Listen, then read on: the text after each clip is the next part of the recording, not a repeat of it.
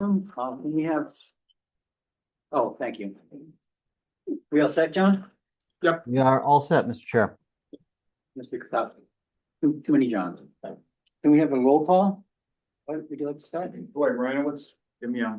Amy Monahan. Mark Blackmer. David Morse, John Day, Aaron Farbo. Joseph Avaletta. Sid Lodge. And Joe Palula. thank you very much. We need to seat two alternates today. We'll see John and Dwight.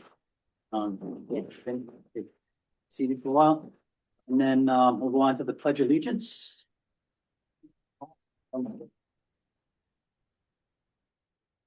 Pledge of Allegiance. To the flag of the United States of America. To the republic which stands one nation under God, indivisible, with liberty and justice for all. Thank everybody for being here and all the work that you guys do. We have to add item to the agenda, which is the board elections. So I propose we do that probably right before, we'll get that done before the public hearing starts, so we'll do that right after my report. So, which, yeah, so let's, we have to have a motion for adding the. I'll make a motion that we add that to the agenda. I get spoken. You have a second? All in favor? Aye. Any opposed? Any abstentions? So moved. Let's, do we have any nominations? I nominate David Morris as chairman. I'll second that. Do we want to do all three officers at the same time? Yeah, we could do that. Dwight seconded. Who did first? I'm sorry. Mark. Or we might amend that amendment. Do you want to, Oh, to, do you have any other officers you want to nominate? Can't nominate yourself. I'll nominate Tim Young for secretary. I'll nominate Mark Blackmer as vice chair. Second. So does that amendment make sense? No, too many people made it. Yeah, but you can't nominate yourself, or you can. You should. I didn't. Okay, so we'll do your motion to nominate, me and, Dwight nominated me. I will second the motion to nominate David Morris And Tim and Tim Young. okay. Is that's good? Do we have any discussion? Anybody want these jobs? Any nominations from the floor? Okay. All in favor? Aye. Any opposed? Any abstentions? So moved. Congratulations. Thank you. You too. Make your motion again, Dwight. Make your motion again. For, I nominate Mark Blackmer as vice chair. Second it. any discussion? All in favor? Aye. Any opposed? Any abstentions? So moved. Are there any citizens' comments on anything that we're not going to be discussing tonight? Thank you. We have the meeting minutes from the last meeting. The motion to accept the minutes of November 6, 2025 as presented. I believe there is a typo in this. I just have one minor correction. I'll second first before we go into discussion. Oh, okay, second. Okay, discussion? Yeah, just one Yeah. minor correction. If I The can. line where Chandler Paquette, it states Mr. Sherman, I think that's supposed to be Mr. Sheldon. Okay, yes. I'll agree with that. Where is it?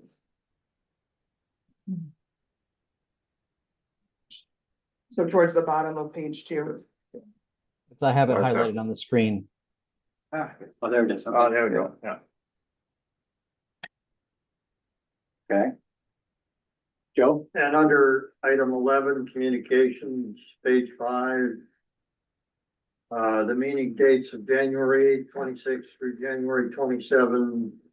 That should be 2027 rather than 21. Oh, yeah. on that first page, on that first line.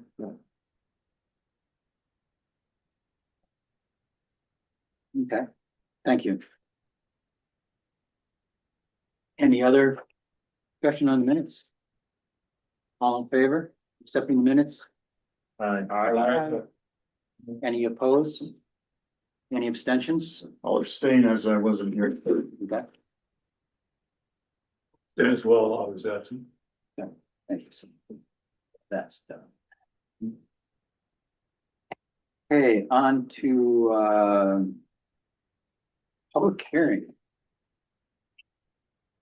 So there's not, so, I'd like to open public hearing, an application number 667-09-25, special permit application for change of use, entertainment events, Country Inn at 6 and 8 Stonebridge Road, applicant Ben Carbone.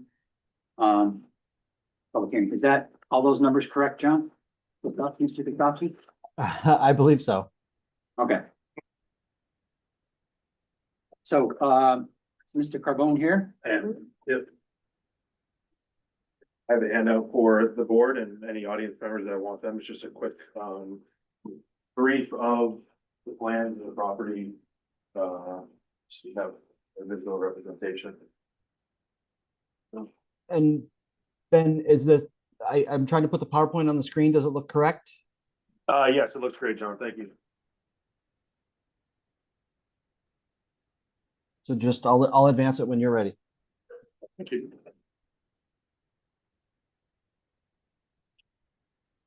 Anyone want to hand up? Yeah, I'll pass it around. This is where the office is.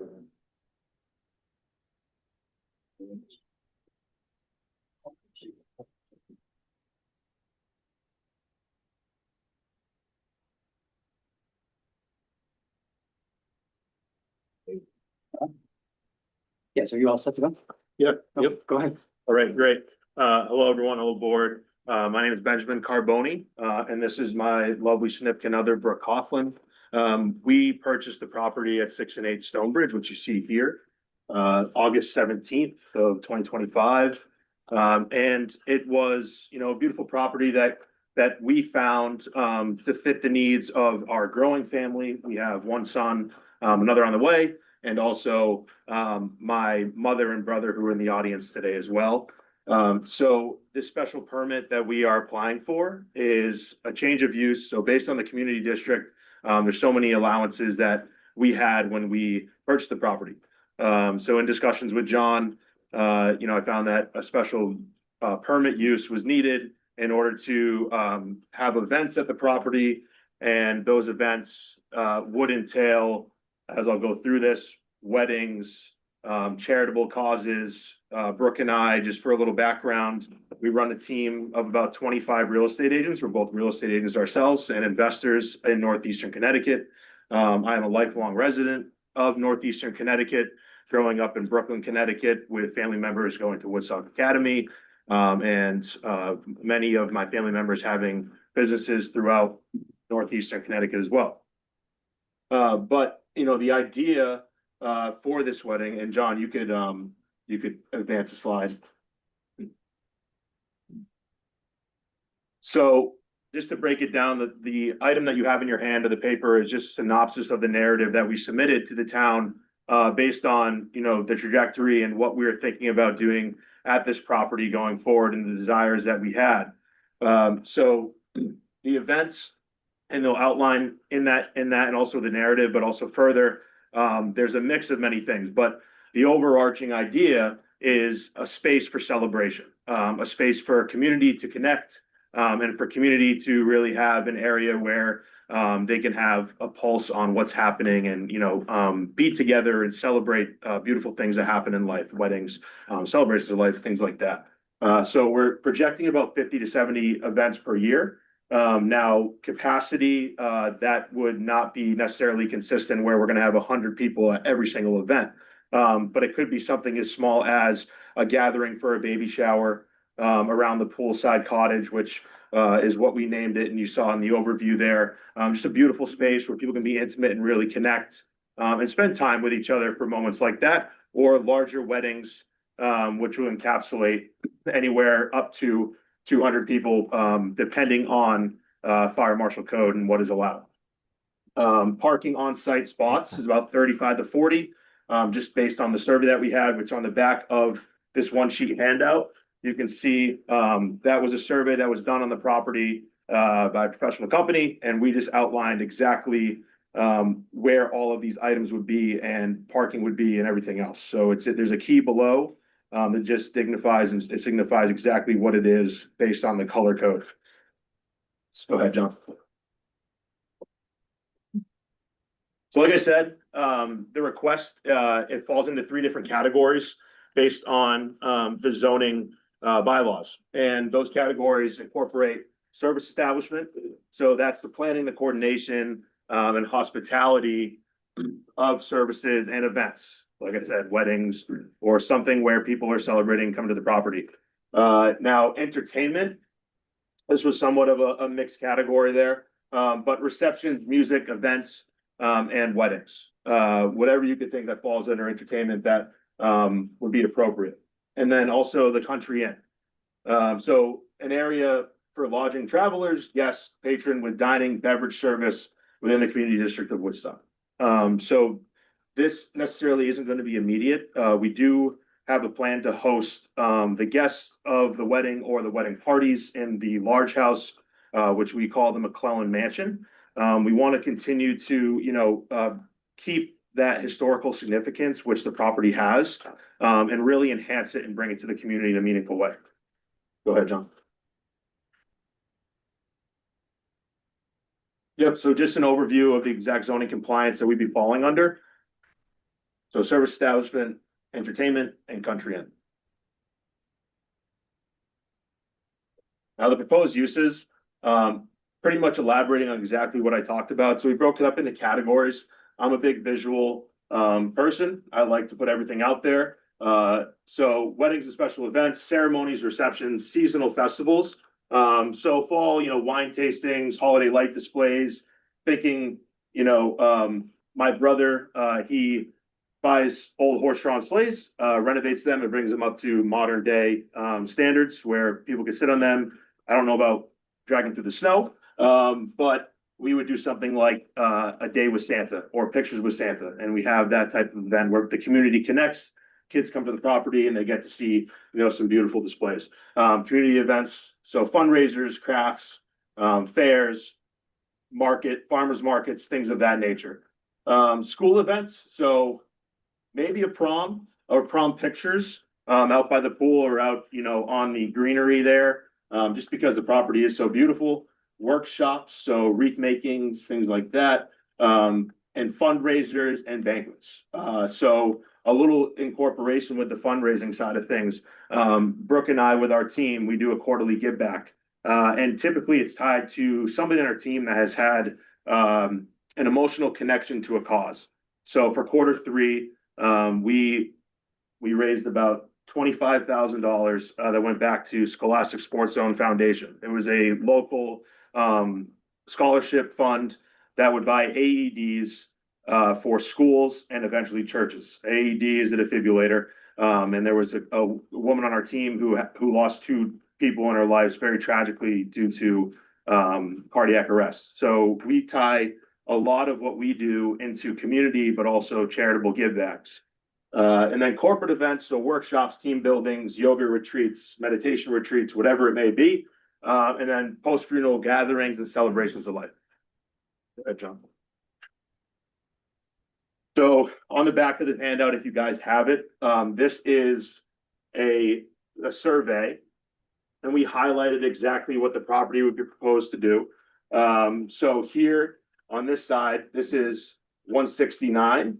So we are on a major route, and then Stonebridge runs here, Roseland runs here.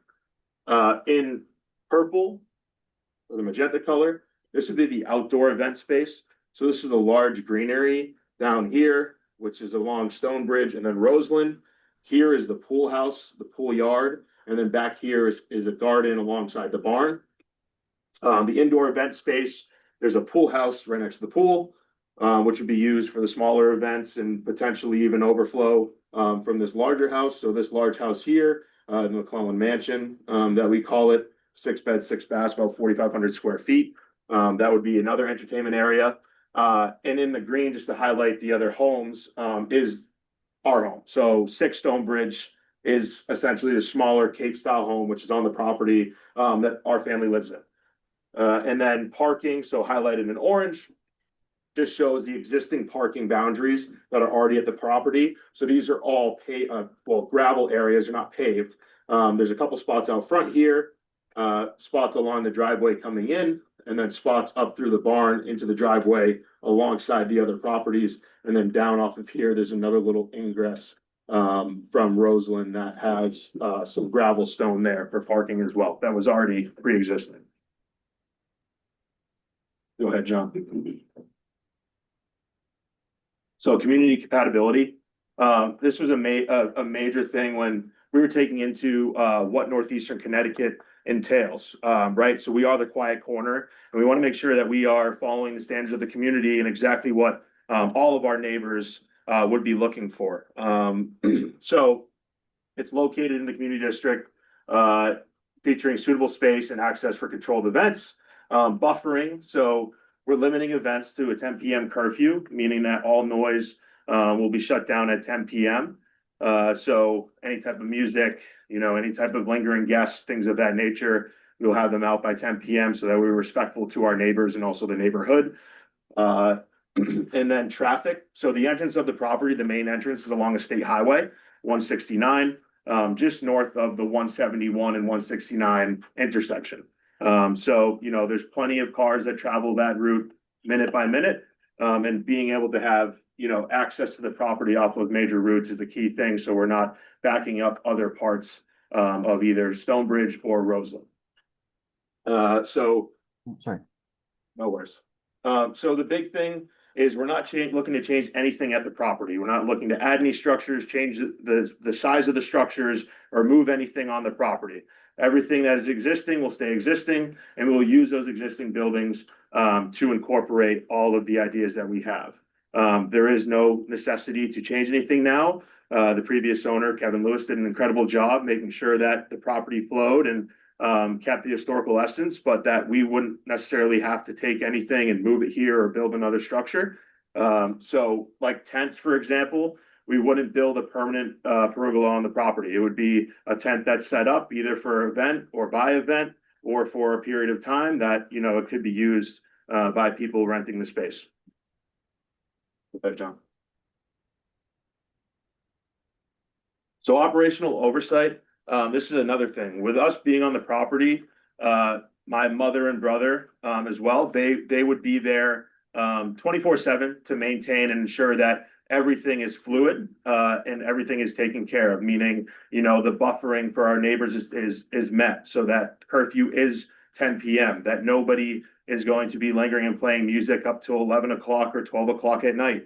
Now, in the big house, of course, if there are guests staying there and they're playing music, that's a little different of a story. But outside the grounds, we would have ultimate control over that. And also the maintenance, the trash removal, the cleaning. We would plan to have full-time people that are taking care of the grounds and making sure that it is beautifully presented to the community from the roadway and also when people step on the property.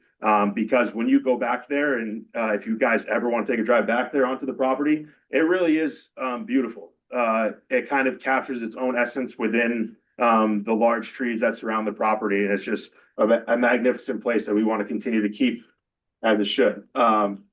So then another big thing is events over 75 people, we're looking to hold on the weekends. So we will, limit the amount of people that are coming onto the property or holding events during the week, just out of respect for our neighbors, but also limiting the amount of traffic that would be happening during weeks, maybe with commuting times. Go ahead, John. So the additional permitings, that's something else that we would go to if we got the special permit, is to ensure that we are following all the state agency regulations. So we are connected to town and city sewer, which is fantastic. But we do have a well on the property. So we would make sure that we comply with all the standards met by the health department and whatever the testing they demand for us to be able to, use that portable water on site.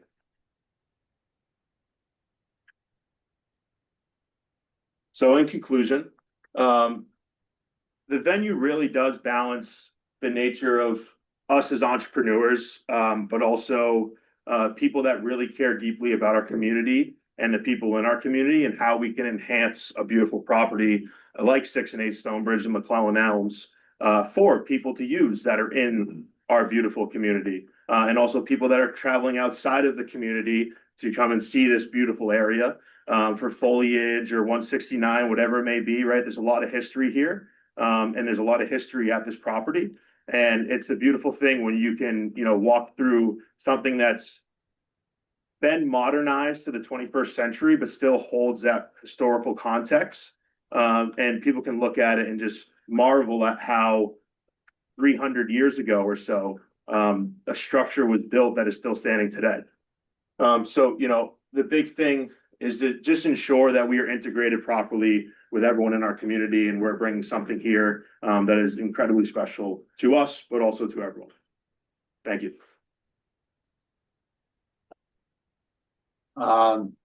Commissioners, do we have any questions?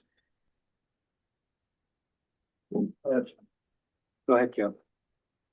Do you have any idea what the yield of the well is? How many gallons per minute? So when we had our inspection, we had it tested.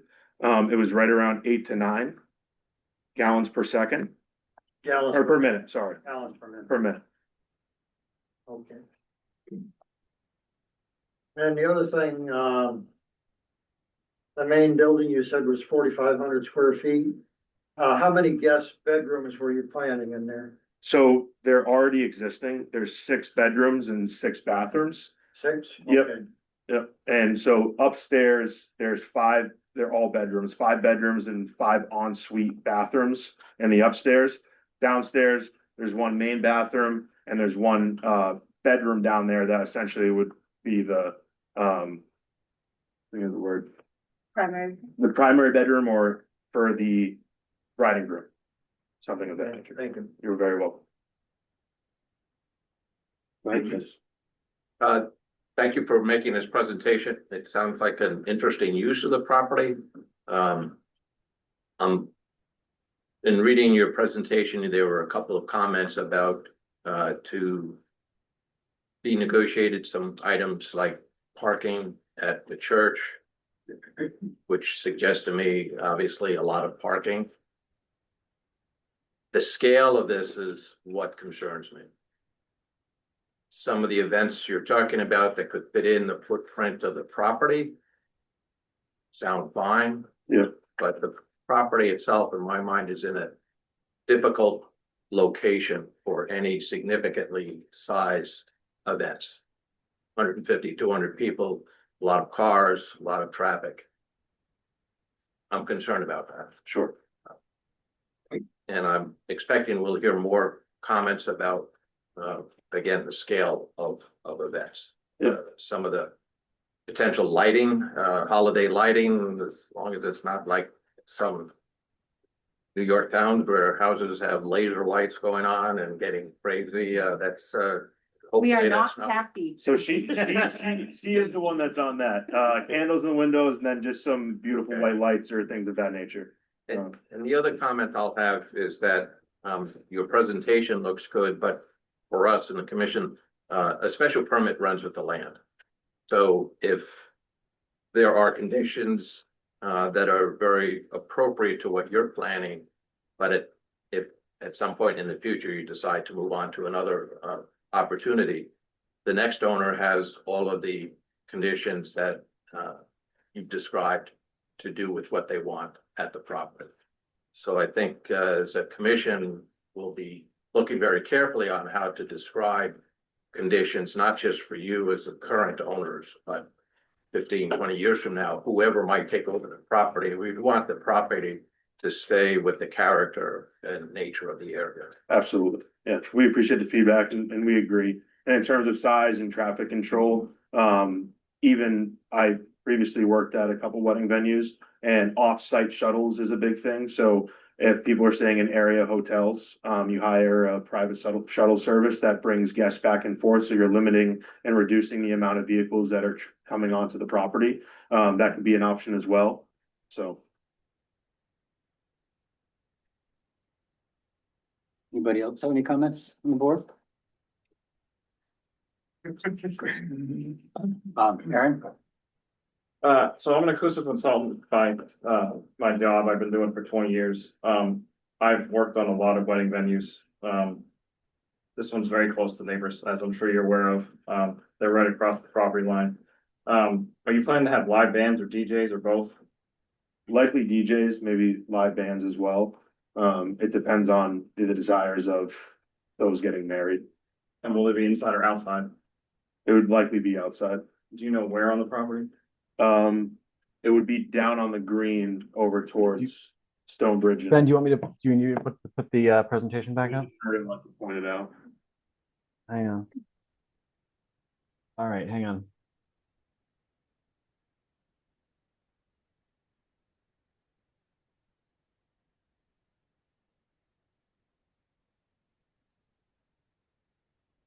Do you see that on screen? Yeah, perfect. So down in here where the outdoor event space would be, likely, a band, DJ here, right, for wedding music.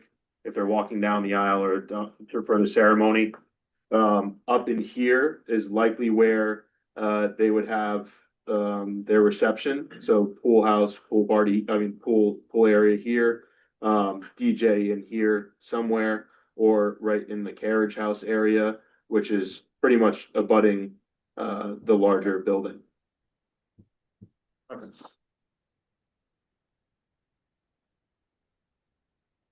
Sid? Hi, thank you for your presentation.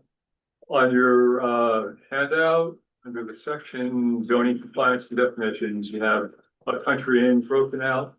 And you say dining and beverage service to travelers and other short-term patrons.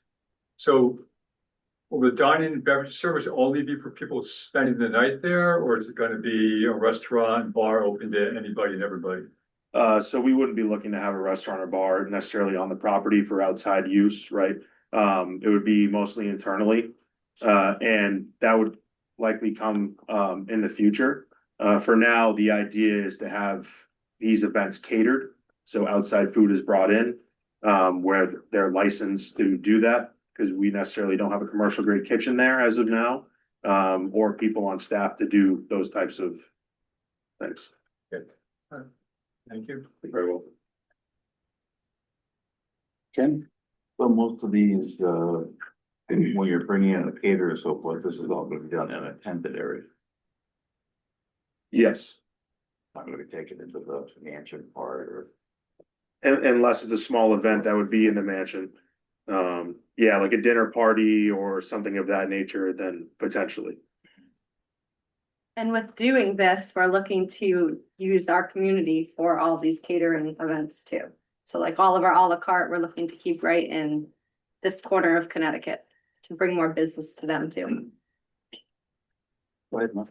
So if you're gonna have some of the events inside the bigger house, you'd mentioned that, it all depends on what the fire marshal's ratings are. Has that been looked into? Do you know what capacity, allowed capacity is? I do not as of right now. I have a concern with the number of events per year. You're talking, that's kind of like could potentially be every weekend. An event with music that, I'm not sure that all your neighbors might want to be subjected to wedding music every weekend. Potentially it could be, 2 or 3 nights a weekend. Sure. That the number of events, that's really concerning to me as far as, I understand what you're doing. I think it's a great idea. I don't know if that's the best location for that number of events. So events is a broad term, right? But I know that what you're Yeah. planning, but what we okay now will carry on in the future. So if somebody said they could have a wedding, they could have events every weekend. Not necessarily what you're planning, Right. but this runs what could happen in 10, 15, 20 years down the road. So we have to really kind of look far ahead. If you won't allow tacky lights, the No. next person might. And the issue of parking, you mentioned several times about South Woodstock Baptist Church. Do you have anything in writing with them? I spoke to Pastor Bob. And he said as of now, it's basically just a conversation of, they're open to allowing us to use it for overflow. If it became a more frequent thing, we'd have to have further conversation. No, I just think that, that we need to have something in writing that would be approved. Okay. And then that's gonna also create a problem, like if that's fine with you guys and but if, in the future, if that becomes unavailable, then parking is an issue. So I think it's a great idea. Those are my concerns. Sure. Like Joseph said, this is not just the next few years. This is potentially goes with the land. Yep. Okay. So those are some of my concerns. Do we have any more comments from the board? Amy? Just one question. You said possible future kitchen dining facilities with a commercial kitchen. Would that be an addition or would it be redoing something already existing to upgrade it to commercial?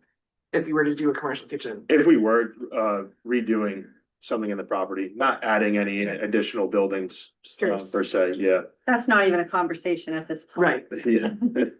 Well, if we approve commercial kitchen and then down the road you say it's an addition, I was just curious whether you were planning to add or whether it would stay. Sure. Thank you. Joseph? Yeah, just as a Well, follow-up to what David said, is there any way to break out the 70 events? In other words, 25 maximum wedding, et cetera, something like that? Yeah, we'd be open to a conversation around that as to, either neighborly input or the board, if they have input, as to a structure that would be mutually beneficial for everyone. We're not God said on saying we're gonna have 70 weddings. We do a lot of other types of little events and things like that. So, we're not necessarily pigeonholed to just weddings. So we're open to a conversation. Okay. Yeah. Well, I kind of thank you for your honesty here, because a lot of times we have people come in and they start with a very low number. And then we have concern calls and emails from people saying that, hey, it's bigger than this, it's louder than this, it's going after this hour. So the way your presentation was given is very clear on what direction you want to go. And it helps the board understand what's happening here and ask the big questions now. So thank you for that. Yeah, thank you, for sure. Joseph? Yeah, I just wanted to ask if, as you've been reviewing this, some of the special permit decisions, when it comes to a special permit decision, the whole commission has to go through a series of questions that we ask amongst ourselves. And I just read a few of them, something like, is it in compliance with zoning regulations to the town of Woodstock? And that has to be obviously in compliance. Is it consistent with the plan of conservation and development? And we have to decide if this is consistent with that. Will it generate minimal off-site adverse impacts on the surrounding area, including but not limited to adverse impacts on the environment, the character of the area, including any historic and cultural features, the property values, and the reasonable use, enjoyment, and development of properties, neighbors. So those are some of the things I was looking at when I was talking about the scale, the number of events, the size of the events. And we'll just have to keep hearing what the public has to say as well to help us reach a decision, or help me reach a decision. Sure. Any other board members? And for Sid. reference, the questions of approval are on the board right now.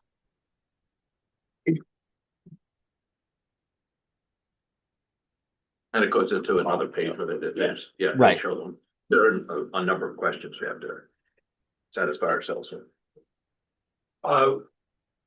One of your slides, you mentioned about individual person, and I think you broke down most of the events into, I think, kind of 6 categories.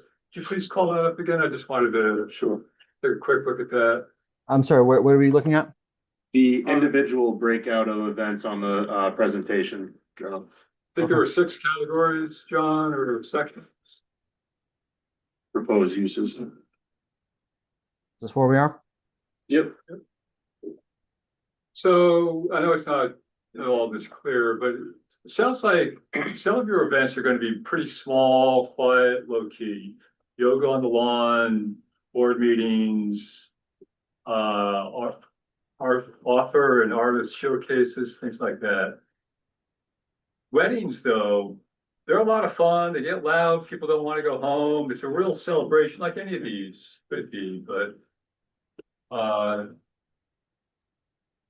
I'm hearing, or I can perceive the weddings being the loudest, longest, most parking, most people attending out of all these other activities. Just an observation, that's all.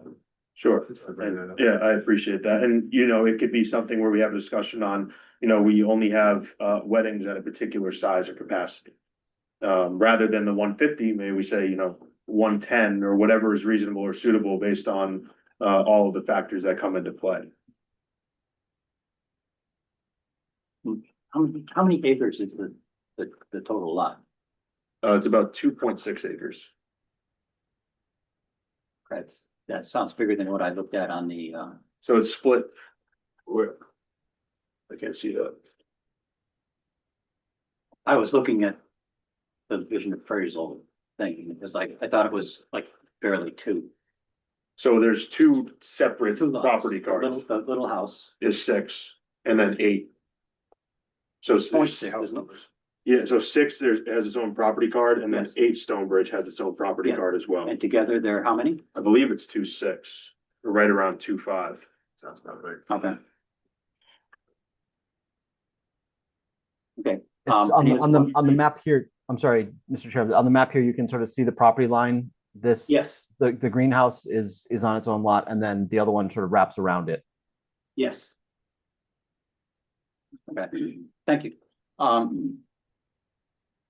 Board members all set, we're gonna open this up to the public. I ask that, you stand when you speak and, give us your name for the record. Give you a couple of minutes to make your point, so that we have time for everybody to speak. If you'd like, once everybody spoke, if you want to make a second point, please make it a different point than your first one so that we can, get everybody in. You want to speak, raise your hand, and, yes, please go ahead. Second. Well, I mean, if you can't stand, you can sit. I'm sorry. I don't want to make it. State your name. But it's not pretty. I'm Pam Bouchard. I live at 7 Roseland Park Road. I live on a farm. And, I'm so happy to hear you all addressing questions that concern me as living there, because that's our home. And it's a little bit scary. The numbers, I gotta say, are a little scary. We've got a nice, quiet little neighborhood. We like it that way. I'm not, looking to put a thumb on a new business in town, because gosh knows we need more. But, it's just concerning to me that it's changing my neighborhood into more commercial, but too big of a commercial thing. And also, I worry about what it opens us up to in the future with the zoning change. And so it's just my concerns, because we live right there. And some of us have lived there for many, like over 40 years, so. So, you know, it's our home, so we're Sure. a little touchy about it, that's all. Sure, no, we appreciate that, and, you know, it's our home now as well. So we want to be good neighbors. And I like the ideas of some of the events, it's just the big events are just, Traffic they're a is little. a huge Yeah, problem. traffic is a. Just one person at a time, please, and state your name, so that, And not- traffic is our main problem, so. That's it. Thank you. thank you. Great. Yes, you with your hand raised? Hi, my name is Gary Reno. I'm a trustee, South Woodstock Baptist, and the Board of Trustees has asked me to come represent them regarding the parking. In the application, it was mentioned that there was an agreement that was being established for some additional parking. And the trustees would be charged with beginning that decision process if they were gonna allow any overflow parking. We haven't seen that agreement yet, and that I believe goes back to 9/14, correct? So at this point, we don't have any intention to allow any parking, although we are planning a board meeting to discuss some details on the issue. So we welcome any formal request. But at this point, we haven't had any communication regarding additional parking and stuff like that. Thank you. Anybody else? We do have. I'm sorry, I didn't see you. I'm Nicole Perry, 43 Rosen Park Road. So you say both of you are living on the property, At 6 Stonebridge. so you're living there where the events will be held? Well, at the property, yeah. So there's 2 different Full-time. parcels. My mom and my brother are living there full time. Are you? At the moment, no. Okay, so you're not owner occupied. I just want to clarify that. So where we as residents have to experience what will be taking place there, but you will not and your children will not. So that's a concern for me. When was the event held there? There was a birthday party or something recently? 9/20? September 20th? For that, and that was not a quiet experience. How many people were there? Maybe 30 for our son's So if that's birthday. only 30 and the DJ was that loud, that was louder than the Woodstock Fair for us. And we experienced that every year for 20 years. So that was interesting. And so I can only imagine if that's a child's birthday party, what a wedding venue or something else would be. You're in real estate. Woodstock's a beautiful area. There are some really large, nice properties that could accommodate something like you're talking about. Your property is gorgeous. I'm concerned for our small neighborhood, and it is nice and quiet today. We're quite close to where you are.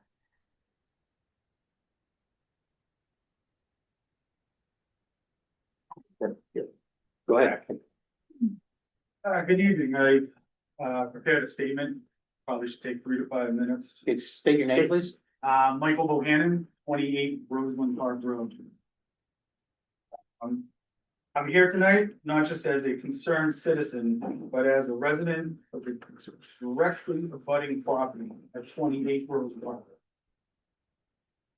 And I submit the strongest possible objection to the proposed change of use application for number 6 and 8 Stonebridge Road. Fundamental problem with this proposal is the scale and intensity, which are wholly incompatible with the rural residential character of our neighborhood. This is not a small scale accessory business. This proposal seeks to establish a high volume commercial live music event and wedding venue operating 7 days a week with 50 to 70 functions per year and the potential capacity of 200 people. As the adjacent resident, my family and I will be the first and most severely impacted. This is an unprecedented level of commercial activity in a relatively quiet community district, and it demonstrably conflicts with the core planning mandates that protect our town. First, the proposal conflicts directly with the plan of conservation and development. The POCD's primary objective is to protect the public health, safety, comfort, convenience, efficiency, and general welfare of its citizens. This extreme, persistent level of noise, light, traffic from 70 events will absolutely undermine the comfort and welfare of our residential neighbors, including our agricultural neighbors and their livestock. Furthermore, the possible impact on our local nonprofit community and the individuals and families they serve should be taken into consideration. Second, I believe the application fails to comply with key zoning regulations on buffers and setbacks in regards to non-residential use and accessory structures. The regulations require adequate physical or vegetated buffers to separate incomparable uses and block nuisances such as noise and lights. The sheer size and proposed outdoor event and parking locations of this operation makes effective buffering impossible. The proposed outdoor event area is roughly 75 feet from my home. The proposed parking area sits directly on our southern property line and is only 30 feet from my family residence. The proposed pool event area and adjacent proposed event area to the north sits directly on our western property line. Crucially, the existing pool now falls well within the 40-foot setback requirement for non-residential accessory structures. I could be wrong about that. Any current buffer is rendered ineffective by the sheer volume of 150 to 200 guests. The applicant has not adequately defined or proposed how these critical outdoor commercial areas will be legally segregated and controlled to prevent the commercial use from becoming a persistent, legally actionable nuisance that dominates the budding boundaries. Critically, I believe our zoning regulations lack a clear and precise definition of any and all event spaces. I could be wrong about that as well. Or any noise ordinance that would regulate live music or loud DJs. In relation to large outdoor events of this nature. This absence of clarity creates a significant regulatory gray area, making it difficult to apply appropriate zoning, setback, and performance standards. This commission's mandate is to protect public health, safety, and property values. One of my concerns is safety regarding traffic. The reoccurring influx of hundreds of guests in service vehicles to a fairly narrow rural road creates unacceptable public safety risks. The proposed access point to the location is within 30 feet of the intersection of 169 and 171.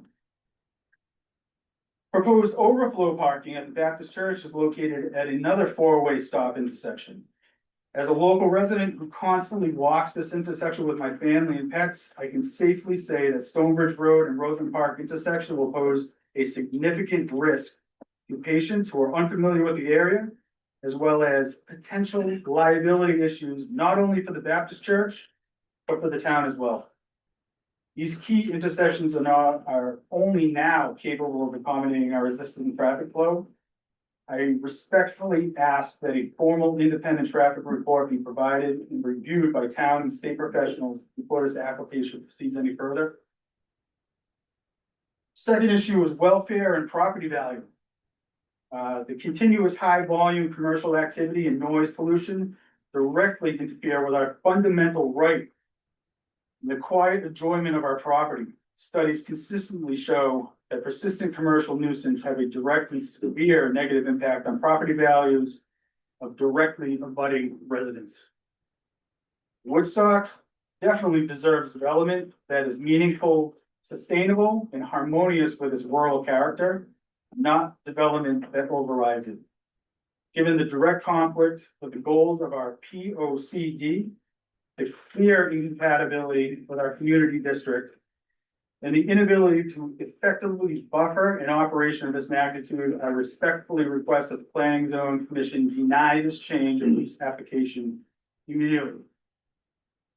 The applicant must provide irrefutable evidence reviewed and verified by town and state professionals, providing compliance with all buffer, screening, noise, health, and traffic standards before any special permit should be considered.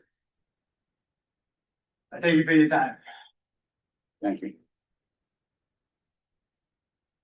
David, can we have that submitted to the record?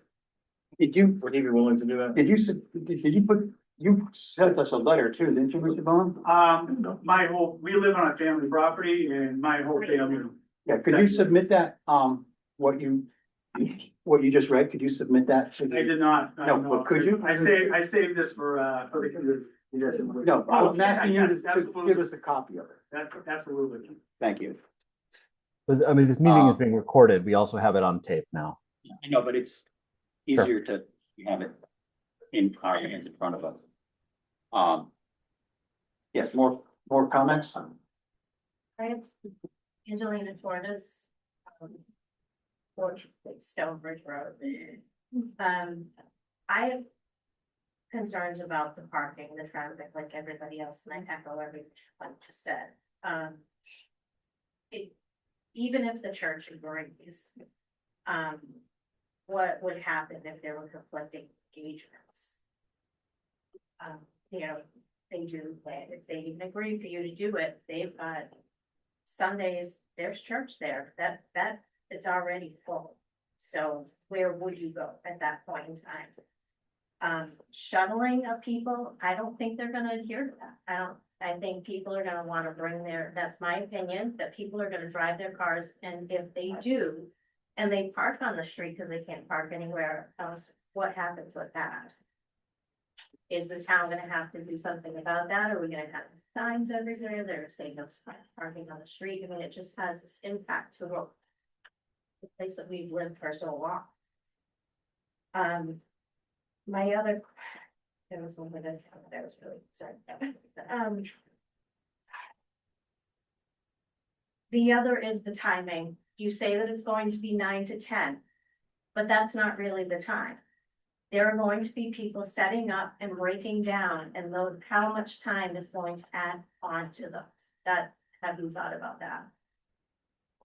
So to address the first comment about parking, we would align, if there was an agreement with exactly the accommodations needed to use the extra parking.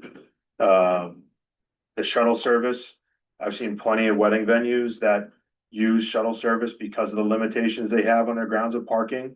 And they make it a mandatory requirement in their contracts, as a wedding venue. You're expecting guests to adhere to them. How Yes. do you police that? With a contract stated when you sign with someone getting married, that guests will be shuttled from X or Y location. How are you gonna make her park wherever she wants to? How are you gonna keep her from doing? We would have allocated spots on the property for people of that nature. There's a lot of logistics that would go into the planning of a larger scale event. Now a yoga retreat of 40 people on the lawn, I believe that there would be enough accommodations of parking. And I understand the maximum capacity issue that people are concerned about. But we're not looking to have 70 weddings with 200 people at the property, and that could be clarified further if needed. And we're also not looking to make enemies with our neighbors. We sell about $100 million worth of real estate every year. We want our value to go up. We want your value to go up. We want what's best for the community. So we're not looking to make enemies here by any means. But as the woman over there pointed out, you don't live there. So is it just a revenue thing for you, or Our family does. revenue thing, and you're employing your family? I'm just, I didn't, there's no statement of employment of our family members. I have. Yes, just. Just Cleaver Booth, my address, Prospect Street, 78 Prospect, formerly living across the street. I am actually, I'm hearing a lot of fear, and reading through and listening to your proposals and listening to you being willing to have conversations and such. I know that the board has done 1-year special permits, and I think this could be like setting up a review in a year. I think this could be a good opportunity for something like that. I'm hearing the board members themselves who sort of are fearful of the long-term setup of a special permit, the way it is currently in our town. That the building has been, I believe that it's been an inn and a tavern, and it was a bed and breakfast. In my lifetime, it was a bed and breakfast and condominiums and a restaurant and an antique store and some other things. So besides being private residences. So I am welcome you to the neighborhood and welcome hearing the conversations. Thank you, I appreciate it. Anybody else have anything they want to say? Yeah, just one more quick question. So the property is very interesting, but if you're hosting 150 people and it's in the middle of the winter or raining, where are you going to put them? They wouldn't fit in the house itself. And the pool house is very small and you have a barn. Correct. What would really be like the ballroom, right, for a wedding? So we wouldn't be holding weddings in the winter. Or if it was, if there was a foot of snow outside, it wouldn't make sense for us to clear off the green to have a wedding there. We would limit, the time frame of when weddings would happen based on the capacity limits that the fire marshal would set for the actual indoor spaces. Which is why we said we put it under fire marshal review to see, you know, what that capacity is. Thank you. You're very welcome. And we're also aware that that would be a turnoff for weddings, that we do not have indoor space. So people who are looking to book might even look right past us because it's just outdoor only. So. Yes, sir.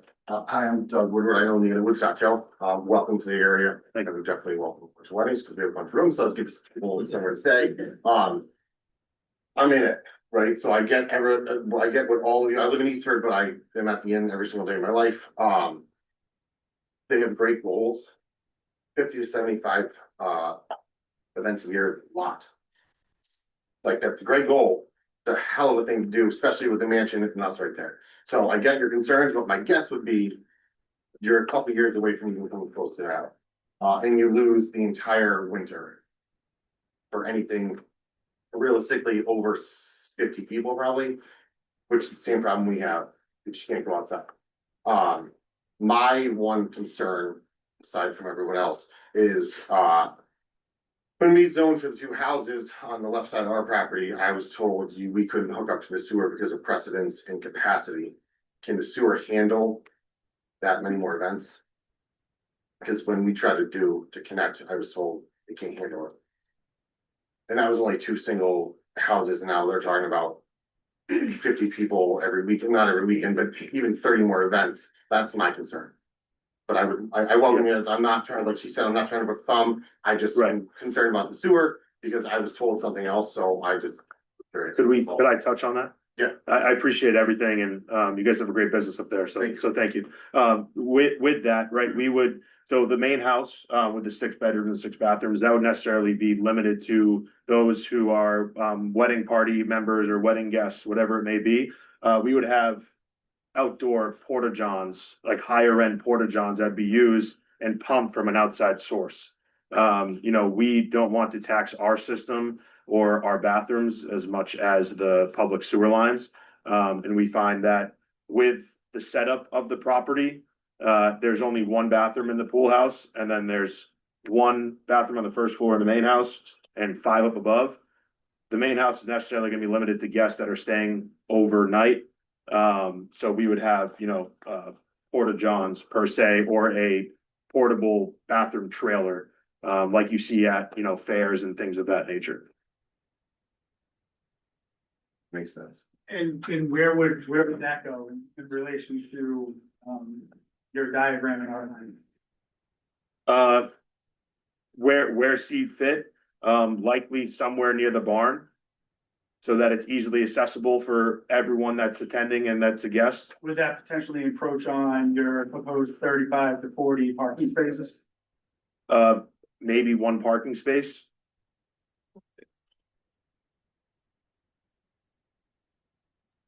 Yes, sir. Ben, do you want me to bring up the PowerPoint just so you have it? Okay. 1 second, page. Show them where you can. So here's the barn. This is the driveway access. Barn's here, either here in the corner or down over here where so the end of the parking would be here. This is the carriage house that wraps around. You could go right on the end here, or somewhere where it would be viable for guests to get to pretty easily. So got page 46 Stonebridge Road, close proximity to the place. Lived there for going on 40 years. You're in real estate, it was about location, location, location. I bought it because it was quiet. I love my river. I don't like the lights. I don't like people going by, noise, all that stuff. I've gotten accustomed to the fact that we've had more building in town over the years. The traffic has increased phenomenally on Snexa Road and the businesses, and on Stonebridge Road. You tolerate it. This is a little bit more than that. I also knew that the Woodstock Fair was there when I moved there, okay, because that's just part of what it is. That's a 4-day event, now a 5-day, but it's just something you deal with. I want to go to bed at night. I don't want to hear music at 10 o'clock at night or 9:30 at night. I want to hear the river going by me. It's just where I'm at, and it's part of who I am. I'm an entrepreneur. I fully love the part of business. I liked it when it was a bed and breakfast, low impact, low volume, you still have things going on there, you could have small meetings going on there, but what you're proposing on the high end of things, I don't agree with. And that's what I have to say. Thank you. And we're open to discussions and feedback, as we've said. So that's my feedback. Yeah. Yes, sir. Hi, my name is Alphonse. Could you stand up? We can stand up so we can hear you. Excuse me. Hi, Jessica. Nice to meet you. Excuse me. Stand up and Sorry. speak loudly, please. Hi, my name is Apostles. I live at 169, Route 116, 324, Yes. 169. yes, thank you. So my big concern, like everyone else has brought up, that like the people who actually live around this venue is the noise level. Like, I want to know specifically, like, how are you going to manage noise level and contain sound in an outdoor space, which is incredibly hard. And when you think about weddings, weddings are loud. When you think about parties, parties are loud. Weddings have they have DJs. DJ sound is usually on average between 80 to 100 decibels. You can hear that pretty far away. It's like having a lawnmower just going and going and going for like 3 to 4 hours. Same thing with a live band. So to be honest with you, like it's gonna suck. It's gonna suck for us who live around this venue. For you, it's not, because you're not gonna be living there. And I know you say your family's gonna live there, but we don't really know that, you know? So it's like we're the ones that are gonna be stuck with weddings weekend after weekend after weekend with DJs and people yelling and bands. It's gonna suck. Thank you. Yes, ma'am. So I'm Mike's wife and I live next door and I homeschool all day long and I'm home all day long. We walk our dogs up to Northgate. My daughter is young enough where I keep her in close proximity, but I let her take little walks up to Northgate by herself and come right back. And I feel very good. I know that once a month the Legion has their group of guys. I wave to them, I know them. I know the church every Sunday morning. I hear them singing. I know all the events that go on for the week. I know our little area so well. And I'm so comfortable knowing that I can feel safe with my kids and have a nice peaceful homestead raising, chickens and our dogs. And what I'm mostly concerned about is that my bedroom window is right next to the parking lot that you've proposed for the people to be parking. And I know that weddings don't just end at 10. So my concern is that I know it's a big goal to have all those events. It's probably not gonna happen right away. I'm very reasonable in knowing that there's gonna be things, your birthday party that you hosted didn't bother me, but it was loud and we were right next door. So all day, we were like, okay, when's this gonna end? And it did, it was fine. It ended at a perfect time. But knowing that that level is 30 people and the max could be 200, like a really big, awesome wedding could be there, that feels like a lot to be right next door.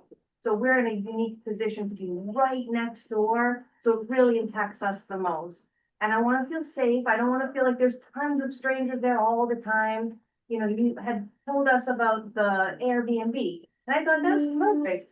You've got in-laws or your parents staying in one of the homes, there's multiple homes on the property that you could Airbnb, I thought that sounds perfect. And a bed and breakfast would sound perfect, a little like eatery even, where it's manageable and the type of people that you're drawing in are like people go into an Airbnb and they're staying for the weekend or the night.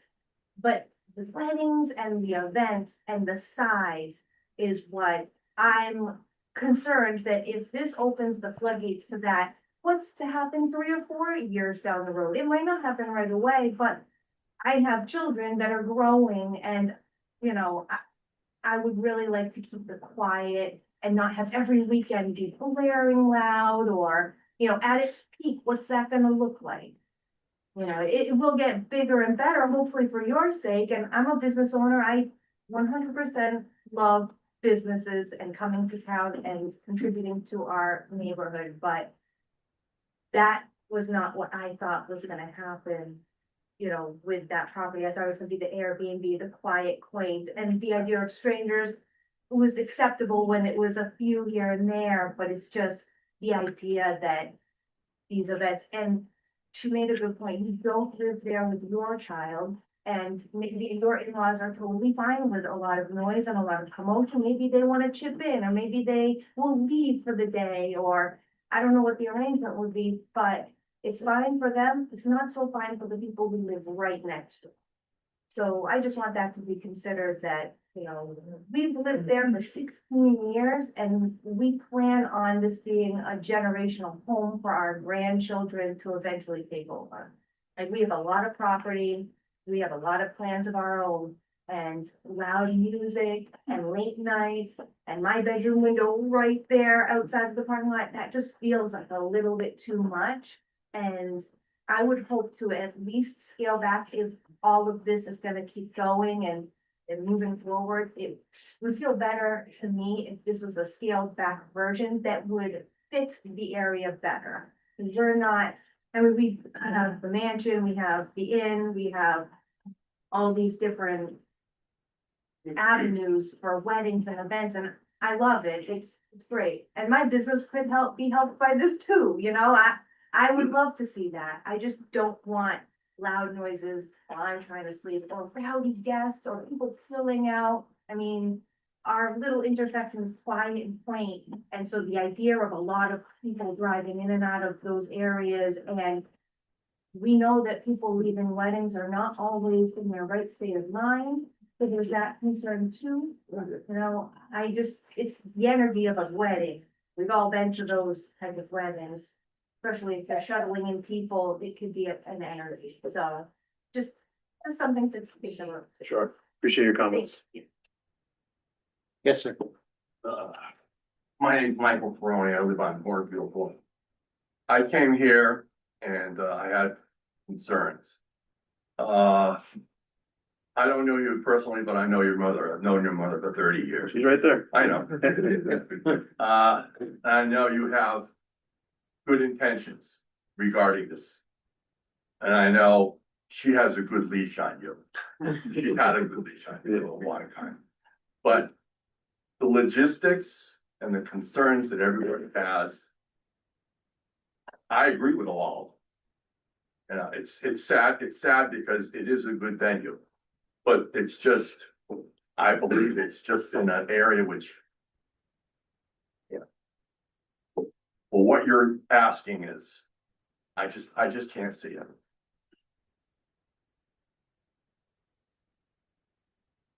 Do we have any other, yes, Hi, I'm Allison Leza. I live at 333 Route 169, so I'm the property that's sandwiching, abutting.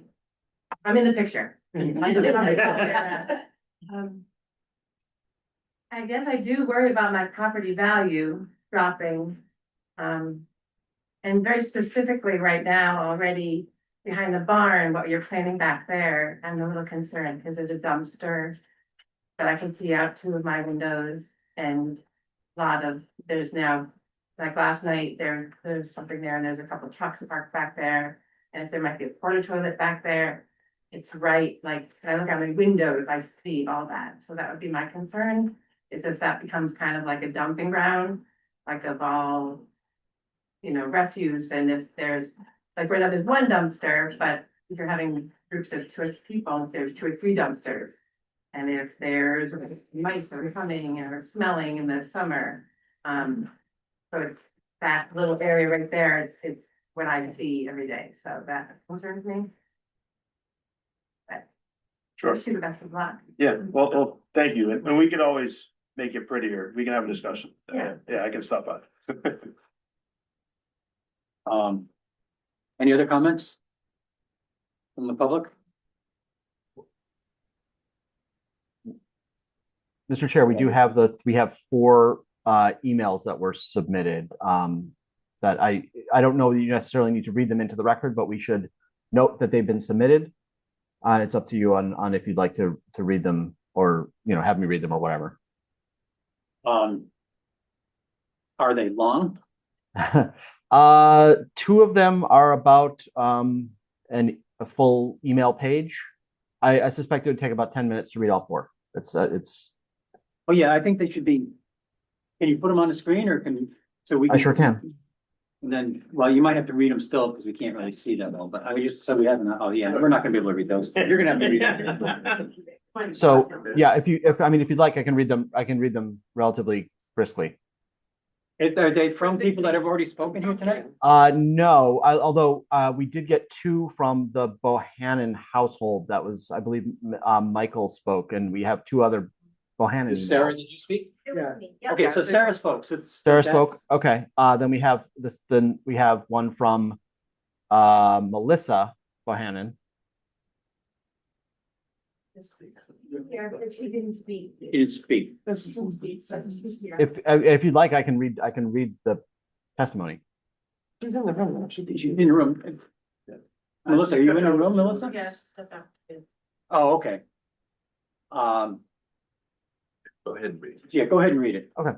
All right. So this was submitted, dear members of the Woodstock Planning and Zoning Commission. My name is Melissa Bohannon. My property is directly next door at 28 Roseland Park Road. I'm writing to share my strong concerns about the proposal to turn 6 and 8 Stonebridge Road into a commercial event and wedding venue. Because my home borders this property, myself and my family would feel the impact of this change more than anyone. After reading through the proposal, the size and scope of what's being planned, 50 to 70 events a year, 7 days a week, with up to 150 to 200 guests, feels completely out of line with our quiet rural neighborhood. Number one, not in line with Woodstock's plan or rural character. The town's plan of conservation and development focuses heavily on protecting the well-being of residents and preserving Woodstock's rural feel. This proposal would drastically change the nature of our area. The noise, lighting, and increase in traffic from an event venue this large would be extremely disruptive for the community and our quality of life. Our families, farms, senior residents, and nonprofit clientele nearby would potentially suffer from this approval. It just doesn't fit the character or intention of this part of town. Two, major concerns about boundaries, noise, and buffers. Because I share a property line with the venue, the layout is especially concerning. The main outdoor event area would be only 75 feet from my home. The pool event area comes within 4 feet of my property line. Parking is shown directly on the property line, just 30 feet from my house. These distances are simply too close for loud, frequent events. I don't believe any amount of landscaping or screening could realistically block the noise, lights, and activity from gatherings of this size. For a venue hosting up to 200 people, the buffering requirements and noise limits matter a lot, not just for me, but for our community, and nothing in the application explains how those would be met.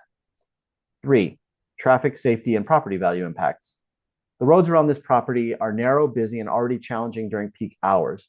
Bringing in up to 200 guests, plus catering, staff, vendor vehicles multiple times a week creates real safety risk. The main entrance being so close to the Route 169-171 intersection is especially troubling, and additional overflow parking at the Baptist Church adds even more traffic to an already tight area. A proper traffic study should be required before any decisions are made.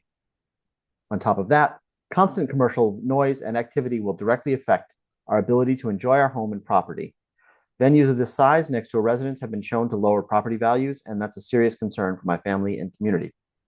Because of the size of this proposal, the number of events planned, and how close everything sits to our property, I'm asking the commission to deny this application. At the very least, the applicant should be required to submit clear professional evidence reviewed by appropriate agencies that they can meet all noise, traffic, buffers, setback, and safety requirements.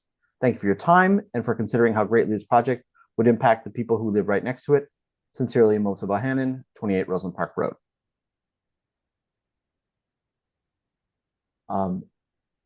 If I should continue, the next email came from Mark Parker. I would urge the PZC to deny the change for the following concerns. 1, the public common across the street is available to all local residents of the town. It is used for a number of events and uses by local organizations and residents of the town. In my mind, there could be a conflict in selecting dates for outdoor events for properties so close together. For example, outdoor concerts put on by the American Legion, East Woodstock Cornet Band, and South Woodstock Baptist Church, which are all family-friendly and community-oriented events. Having outdoor events, proposed concerts at 6 and 8 Stonebridge Road would, in my opinion, negatively impact the quiet village environment of South Woodstock, especially if events are scheduled every week or other multiple times a year. 3, I realize that the Woodstock Fair event can have a negative impact on the village, i.e. light pollution, noise pollution, vehicle emissions from excess vehicles. That only occurs once a year for 4 days. 4, if this change of use were to occur, it would change the quiet village ambiance, not just for a week, but for multiple weeks a year permanently. Thank you, Mark Parker, Woodstock resident. Last email we received comes from Brian Chase. Here we are. I'm writing to you about the possible rezone of the property located at 6 and 8 Stonebridge Road from residential to commercial. From the information I received from the applicant, from the information I received, the applicant projects a high volume operation on the property with many events throughout the year, 75 to 200 guests per event, 7 days a week from 9 a.m. to 10 p.m. and the use of the property as a country inn for short-term rentals lodging. This is very alarming. This is not the kind of place for this kind of operation. It's a residential area with houses right on all of the adjacent property yards away. There's not enough room and distance from homes in that area to accommodate those kinds of events. No room for parking. People would be trying to park all over the surrounding streets. Noise levels would be through the roof. Traffic would be ridiculous as it's already a high traffic area. I find it absolutely ludicrous that anyone would even consider that type of operation there. This would ruin the area completely and make it miserable for the local residents. If the town cares about its residents in that area, a disruptive undertaking of this proportion should never be allowed to happen there. This is my written objection for the public hearing on the rezoning petition on Thursday, November 20th, 2025 at 7:45 p.m., which I cannot attend. Sincerely, Brian Chase. And that is the total of the testimony submitted by email. Is there anybody online that wants to comment? Is there anybody? Yeah, please unmute yourself or raise your hand. Okay, I don't see any hands. Okay.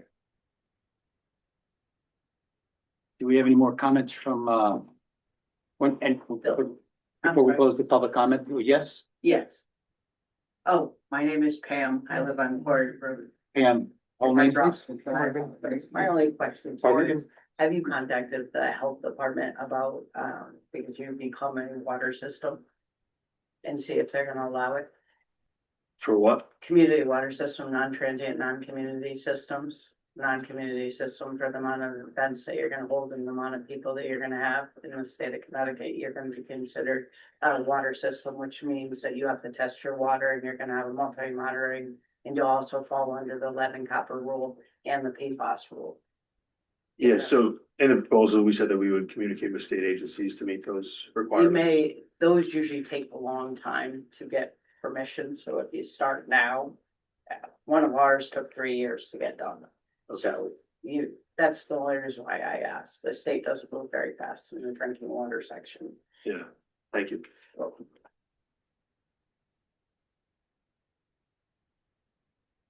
Any other questions from the public? Okay, back to the commission. Any more comments by commissioners, questions? Joseph? Yeah, I've got one maybe for John Piskowski, relative to comments made in your review of this relative to setbacks of buildings and proposed parking spaces and whatnot. Does everything seem to be in compliance with the setback dimensions?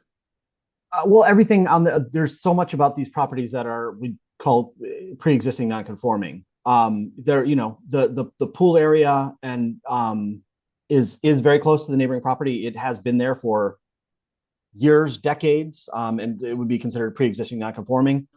No. It's new. Yeah. Well, how when we're getting conflicting information, we've been told it's not that old. Is it older? Let me put it this way, and maybe I'm being exaggerating. Is it older than 3 years? Yes. Okay, well then it's existing non-conforming. 3 years is the cutoff. Okay. Okay. So it's been there more than 3 years.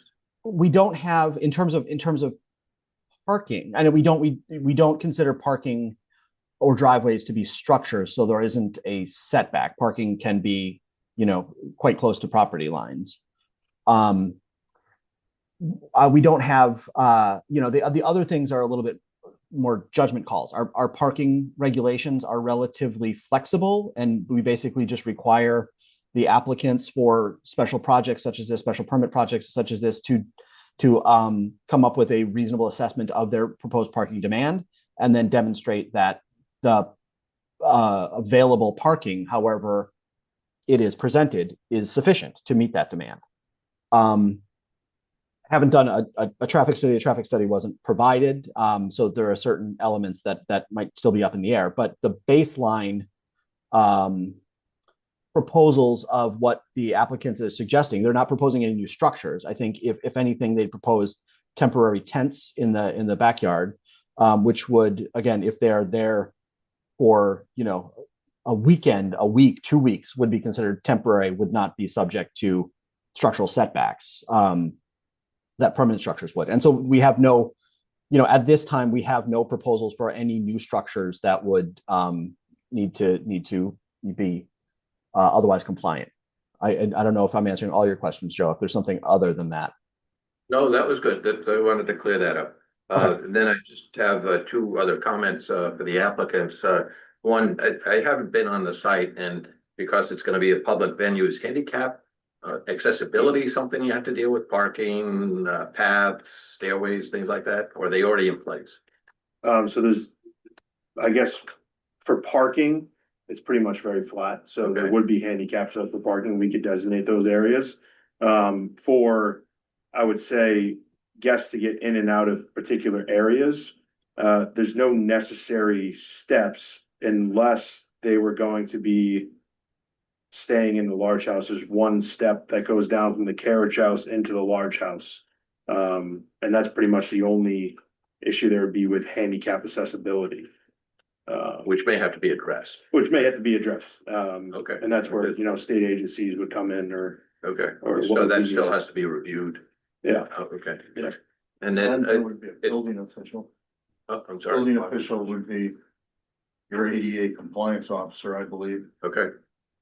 Which would be a review that the applicant has to have done before getting, okay. And then finally, it's been mentioned a number of times about traffic, and I think it's appropriate, and a special permit requirements does allow for a traffic study to be undertaken. And I think given this property's location to one main intersection with the traffic light, secondary intersection with the four-way stop signs, and proposal of traffic, parking perhaps at the church, a professionally done traffic study, I think it's a requirement before we can proceed with the decision. And my comment about the public hearing, I would suggest we continue it, because I don't think we're ready to close, so we don't have the complete information, at least in my view. We don't have the parking information, you know, an agreement of where to park, overflow. I think a traffic study is important to obtain. And the fire marshal, there were comments about capacity. Have you had the fire marshal there? Still need to get some Have you definition. contacted him at all? No. And have you say parking for however many cars, have you actually measured it, and so that so you can know how many spaces there are? So the surveyor was the one who took the survey that we had done on the property and then made the adjustments based on what we earmarked available for existing parking. So essentially the surveyor was the one who measured. Okay, so do you have that like drawn out? So like we could see like. Just where the highlight was on that survey on the back of the one handout, but also in the presentation. So the survey that was submitted to the town. But no, we did not measure. Okay, I just want to know, because there's usually you need so many feet in distances, and I just was curious that I had an idea of how big it is, but it just seems like a lot of cars, cars.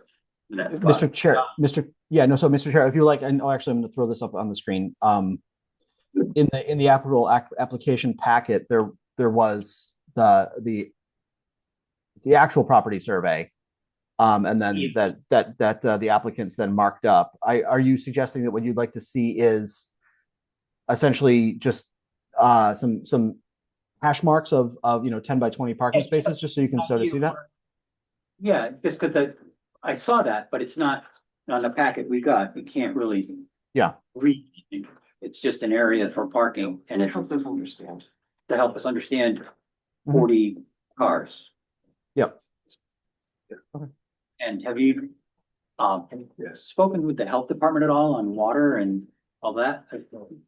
So I took this as preliminary, wanted to see what we would need to do, to further, so we would take the next step if needed. Yeah, we understand that there would be state regulations of testing and everything that falls under, NHHDDS. Yeah, depending on the number of events, this would probably be considered a transient non-community system. And they would have to, subject themselves to annual well testing and that sort of thing. Just, make sure there's enough water to actually fund these events, to run these events. Yeah, if you have the fire marshal come out, he'll be able to tell you what you're gonna be able to have for guest capacity for indoors, and he may even tell you what you're gonna need for outdoor. Sure. And then will also, your engineer or the fire marshal, well, not so much a fire marshal, your engineer will tell you how many handicap parking spaces that you would need at the facility once they determine how many cars and how many people are allowed there. Sure, okay. As a commissioner, I think that's the key part to stop, space to start at, you know what I mean? Like, there's lots of fear about the large number, but to know what the house can actually hold, I think it's a really good baseline for everybody to go from there, you know what I mean? Like, to say up to 200 people, but that might not be your capacity at all.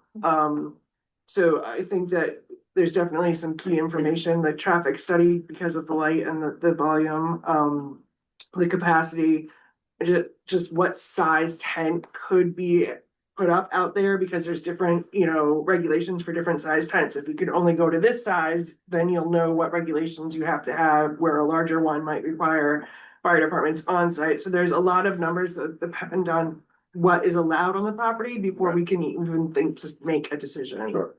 And the tent could dictate the amount of people. Right, you know what I mean? So there's lots of things, like, I think we all understand the discussions, but to actually make a decision, we need to know what parameter, number, capacity we're dealing with. Sure. And, as you heard, the number of events and the size is a major concern. John Duskowski, do we need to continue the public hearing and wait for them to come back to us with the rest of the information? Yes. Or- Yeah, because if once you close the hearing, you're no longer able to accept new information that might And need how long can analysis. we continue the hearing for, John? Like, So- what is the time frame? They have a lot of information to get. Of course. To bring back to us. So the statutes give you, so the hearing opened tonight, you have 35 days in which to close the hearing. So that's another month and a couple of days. The applicant also can offer the commission up to 65 total days of extensions.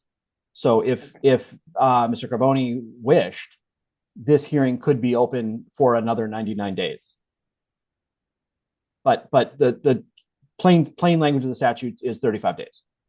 I'm just trying to, you have your information at hand to give you a time frame, so you know that the hearing closes and we have to make a decision within that time frame. So, Sure. like with the water and the NDTH, you might want to call them now so we can get the numbers to make the Right. decisions. Determine traffic study. Yes. Yeah, okay. And so did someone from the commission itself mention some additional traffic analysis? Yes, I Joseph asked Okay. for a traffic survey. Okay.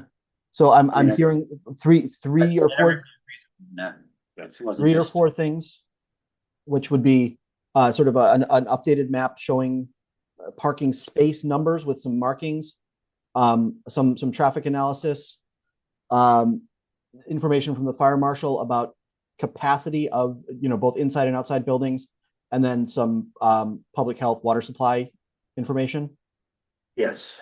I don't think that I don't think it's realistic necessarily to ask for the applicant to have in place his water system approvals. That's going to take quite a while, but I just didn't think in terms of maybe well yields relative to number of attendees of events, something like that. Sure. Finally, we just want more. if you said they had a test for 6 or 7 gallons a minute, that's not a particularly high flowing well. Right. Um, When and you there's a say, you potential. say you're also on public water supply or? Public sewer. Okay. Public sewer.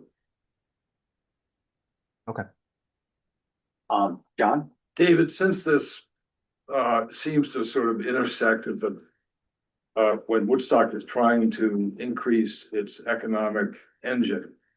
And there are multiple issues with what this place actually looks like. Would this not be a perfect case for us to do a site visit and see what the sort of lay of the land is? I'm really having a hard time sort of understanding how this property fits into the local landscape, how close the neighbors are, et cetera. And that's the essential problem. Is this gonna adversely affect the neighbors to such a degree that an increase in economic activity for Woodstock is out the window? Or can we adjust it to such a scale that it would actually help things? And I sort of, I mean, I could work out with these guys going myself. Well, we can't do that. Would this have, I think, did you hear that, John? Yeah, No, a well, site visit? Oh, Yeah, Yeah. I just, that would have to be part of the public hearing then. wouldn't it? yes, you could, as long as the hearing is still open, you can have an on-site visit. We'd have to notice it as a special meeting and that sort of thing, but yeah, that's possible, sure. You can't just go visit the site on your own. Right, but does that mean that a whole pile of 100 people will show up? Yeah, And we just go by ourselves? No, if it's part of the public's It's, yeah, invited. it becomes a Any- public meeting, everyone is invited, people are not, so the protocols at a site visit would be, because it tends to be spread out, there's very, very little discussion. There's no commentary from the public. If public attends, they are asked to basically zip it. And the applicant and or his representatives can do a short informational tour, saying this is where this is going to be, this is where this is going to be, that sort of thing. But we try to limit questions and discussions. We ask commissioners not to talk to each other, because the whole key of a public hearing is that everyone gets the same amount of information at the same time. So back and forth chatter is sort of bad. So we would need to, yeah, it's pretty much a tightly controlled thing, but it absolutely would be an open public meeting, come one, come all. So what do you guys think? I would agree with that. I've been by the property many times. I've never been on it. So much of this has to do with proximity of neighbors. How much of the 2.5 acres is, hardscape or utilized, and what the applicant's planning on doing where, and the way buffers are. The buffers. We have no problem hosting. Well, then, what's the feeling of the board? Should we schedule a visit? As long as we adhere to the How much notice do we mentioned by need? John, I don't have any issue. Yeah, no, I mean, it's gonna be, yeah. How much notice does it have to have for public notice? It needs to be posted 24 hours ahead. Oh, just 24 hours? It's a special meeting, 24 hours notice. So yeah, I mean, if you schedule it, then I'll make sure that we post with the clerk, and we'll, set up we need to set up a time, place where we're actually going to assemble. We'll post that, and then I'll, attend and probably give everyone the rundown of, hey, members of the public, you're welcome, but please shut up. Commissioners, please don't talk to each other, that sort of thing. What about parking for site visit?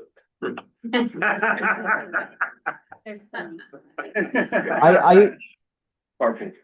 Tim, your family hosts large parking events occasionally, don't they?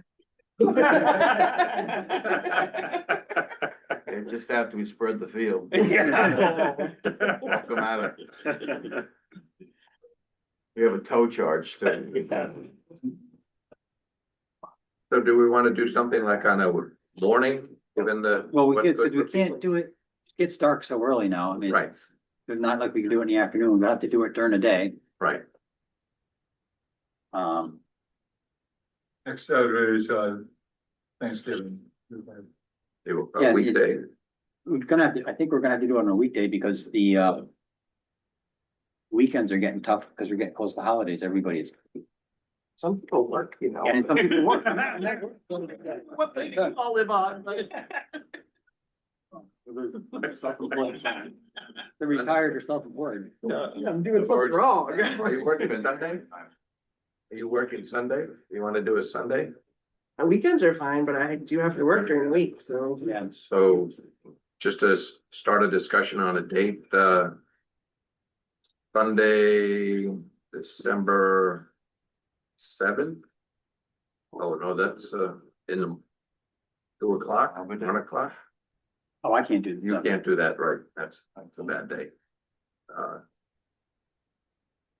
14th, Can we do it this coming Sunday? this coming Sunday. I'm out of town this Sunday, but Okay. And as to public, so it would have. Maybe someone. Do you think it makes more sense to wait to see until they like get the fire marshal and? Yeah. Like if they're only maxed out at 50 people. Right.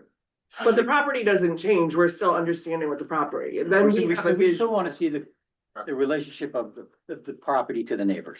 That's the, people want to get a better idea of where things are located.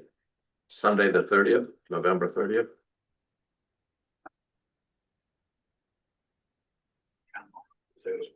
I don't have anything here written down, but that. Well, do you guys have holiday plans? We're jumping ahead of ourselves. I think the 30th would be fun. 2 o'clock after church and stuff, or is that? Maybe like leave time. I just want to try to get it earlier in the day. I don't know. What's the difference, 1? 1 o'clock. 1 o'clock on the 30th. Does that work for everybody? Does that work for you, John? Yep, works for me. Does that work for the? It works for me. Works for you. John, does that work for you? Yes. 1 o'clock PM. 1 o'clock PM on Sunday, the November 30th. Does there have to be a motion? Do we need a motion for that, John? Yes, you would want to continue because this would probably this will happen before your next meeting. So you'll want to continue the hearing to the site visit, Sunday, November 30th, 1 o'clock PM at 6 and 8 Stonebridge Road. So can I have a motion? Motion. So Tim? Tim made the motion to continue the public hearing and have a And site then- visit 30th at 1 o'clock. Yeah, and then I would also, I'm sorry, Tim, if you could also amend the motion to say following the site visit on the 30th, the Planning and Zoning Commission public hearing will continue to either your meeting of the 4th of December or the 18th of December. It's really your call. Yeah, we can change that, yeah. Yes, for the 18th, please, because we have a continuation of another public hearing on the. So Tim's amending that, right? Yeah. So, okay, so site visit on November 30th, continuing of the public hearing to the 18th. Yeah. To the 18th. You still seconded that? You still seconded that? Yes, All of that? I do. Do you have all that, Donna? Any more discussion on it? All in favor? Any opposed? Any abstentions? So moved. Make motion, we're continue, all right. I just have one more question now for Oh, Ben. we can't. And Right, we close it. No, it's not, it's continued. You continued it. So, but you're ending discussion. I believe you're ending discussion on it for this evening, right? in a minute. No, I think we know it's continued. we already- You have to save your question for the next time. Okay. Just to be. Compliant. Not good, but thank you. Yeah, of course, we're good at it. Yes, I think we are. Okay. For now. So until November 30th. We'll see you at the homestead. Thank you. Okay. Okay, thank you. Thank you. Thank you.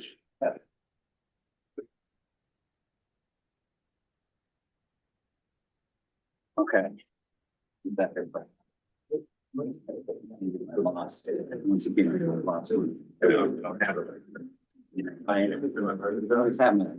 Put somewhere right over. This one, check the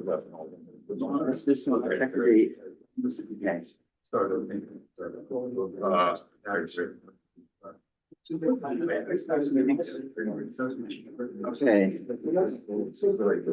New business, we don't see anything. Election of officers was on here already. Where? I New no, I business. put that on the online agenda just to remind us, but yeah, that's what I'm, so we're on new Not on- business now. Not on your. Not only printed ones, not only printed ones. It's no, yeah, the online one is updated with testimonies and stuff like that. It's not the official agenda. Okay. Could,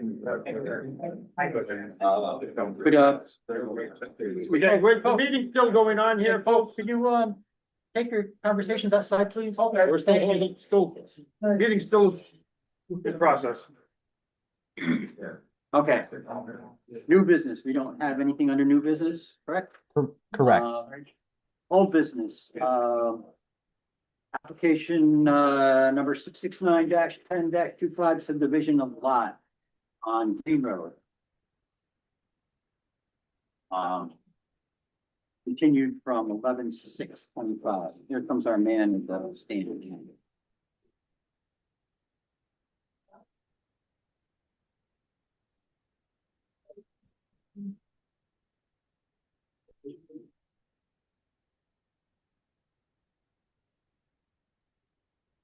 And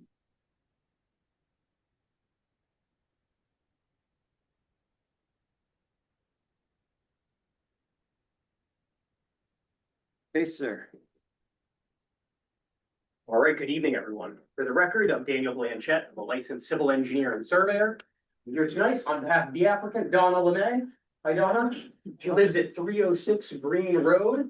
She has a 17-acre park property, and she wants to subdivide to give an 11-acre building lot to her son, who's also with us this evening, to build a new single-family house. I have provided 11x17s for everyone this evening.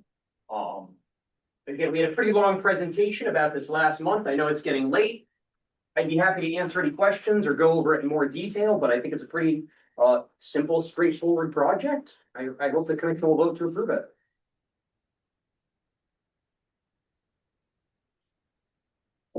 And so, Mr. Chair, as a note that this is what we got from last time, this has been approved by the Wetlands Commission. I believe we have NDDH's approval of the theoretical lots. There's no public improvements. It is a minor subdivision, so no open space is required. This is about as simple a lot split as you can get. Okay. I'll make a motion to approve. Second. Okay. Right. And then Mark, second. Do we have any discussion? Just want to check with John if all the details are satisfied for the application, the fees, the forms, all is on file? Yes. And in good shape? Okay. You said NDDH had approved it, or? Yeah, You said- it should be in the file. Daniel, we have the letter from NDDH, right? I'm not sure if I have a copy with me right now. Okay, It but was submitted 4 weeks ago. right, you're right. So it's Mr. Chair, David, in the you have the files there, I believe. The letter from I have the NDDH should be big there.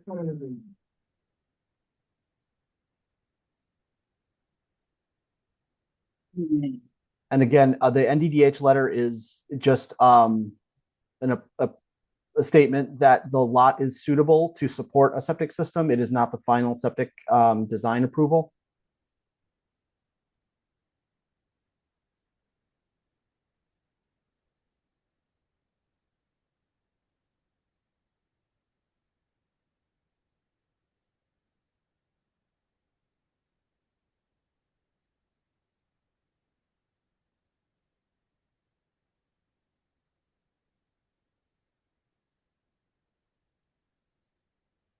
Or we can still approve without the Yeah, I don't final see it here. approval, correct, John? Yeah, we have a Okay, motion yeah. on.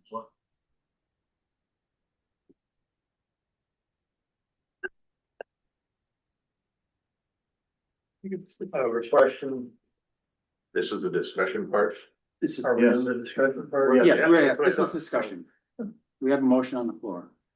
So this is. the Meaning, so we can discussion. discuss. Right, yeah. I just, Yeah, I noticed that you have a built-up system. Cause you're just barely 4 feet above bedrock. Yes, sir, there's a lot of ledge on this property, so the septic system is 1 inch into grade. You can see right on top of the ground. So it's basically a built-up, but Yes, you sir. do have, gravity flow though. It's not a pump-up system? Correct. Okay. Did you happen to check the drainage area going to the 30-inch pipe? I did not, no. Alright. Was there water flowing there last week? Into that pipe? No, hasn't been water flowing there since like August, maybe July or August. Okay. When it rains, you might see a little trickle and then next day it's gone. so I just, we don't have a copy in my hands of that I could find in the file of that NDH, but pending Okay. Well, so NDH. you could condition the approval and filing of the final Mylars on the submission of that document on the, into the file. Can we amend that motion? Yeah, as stated. Amend the motion to, be conditional on the final submission of the NDDH approval that we need? Which is probably just laying around somewhere if you got it already. It's just not in my folder You know, here. that system's going in, it's gotta be kicking around. Yeah. Yeah, and Yeah, I apologize. It's possibly upstairs on Tracy's desk.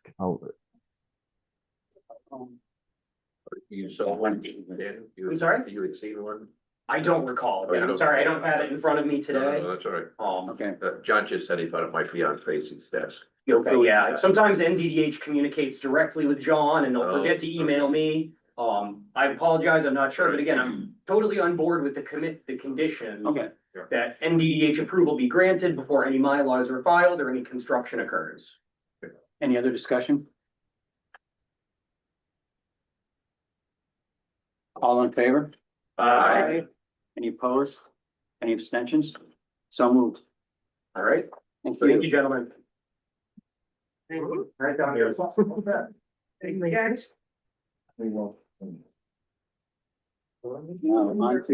to Mr. Harrington. And lady, sorry. Oh, yeah, I gotta. Right. Where did that? Somewhere. There it is. Like.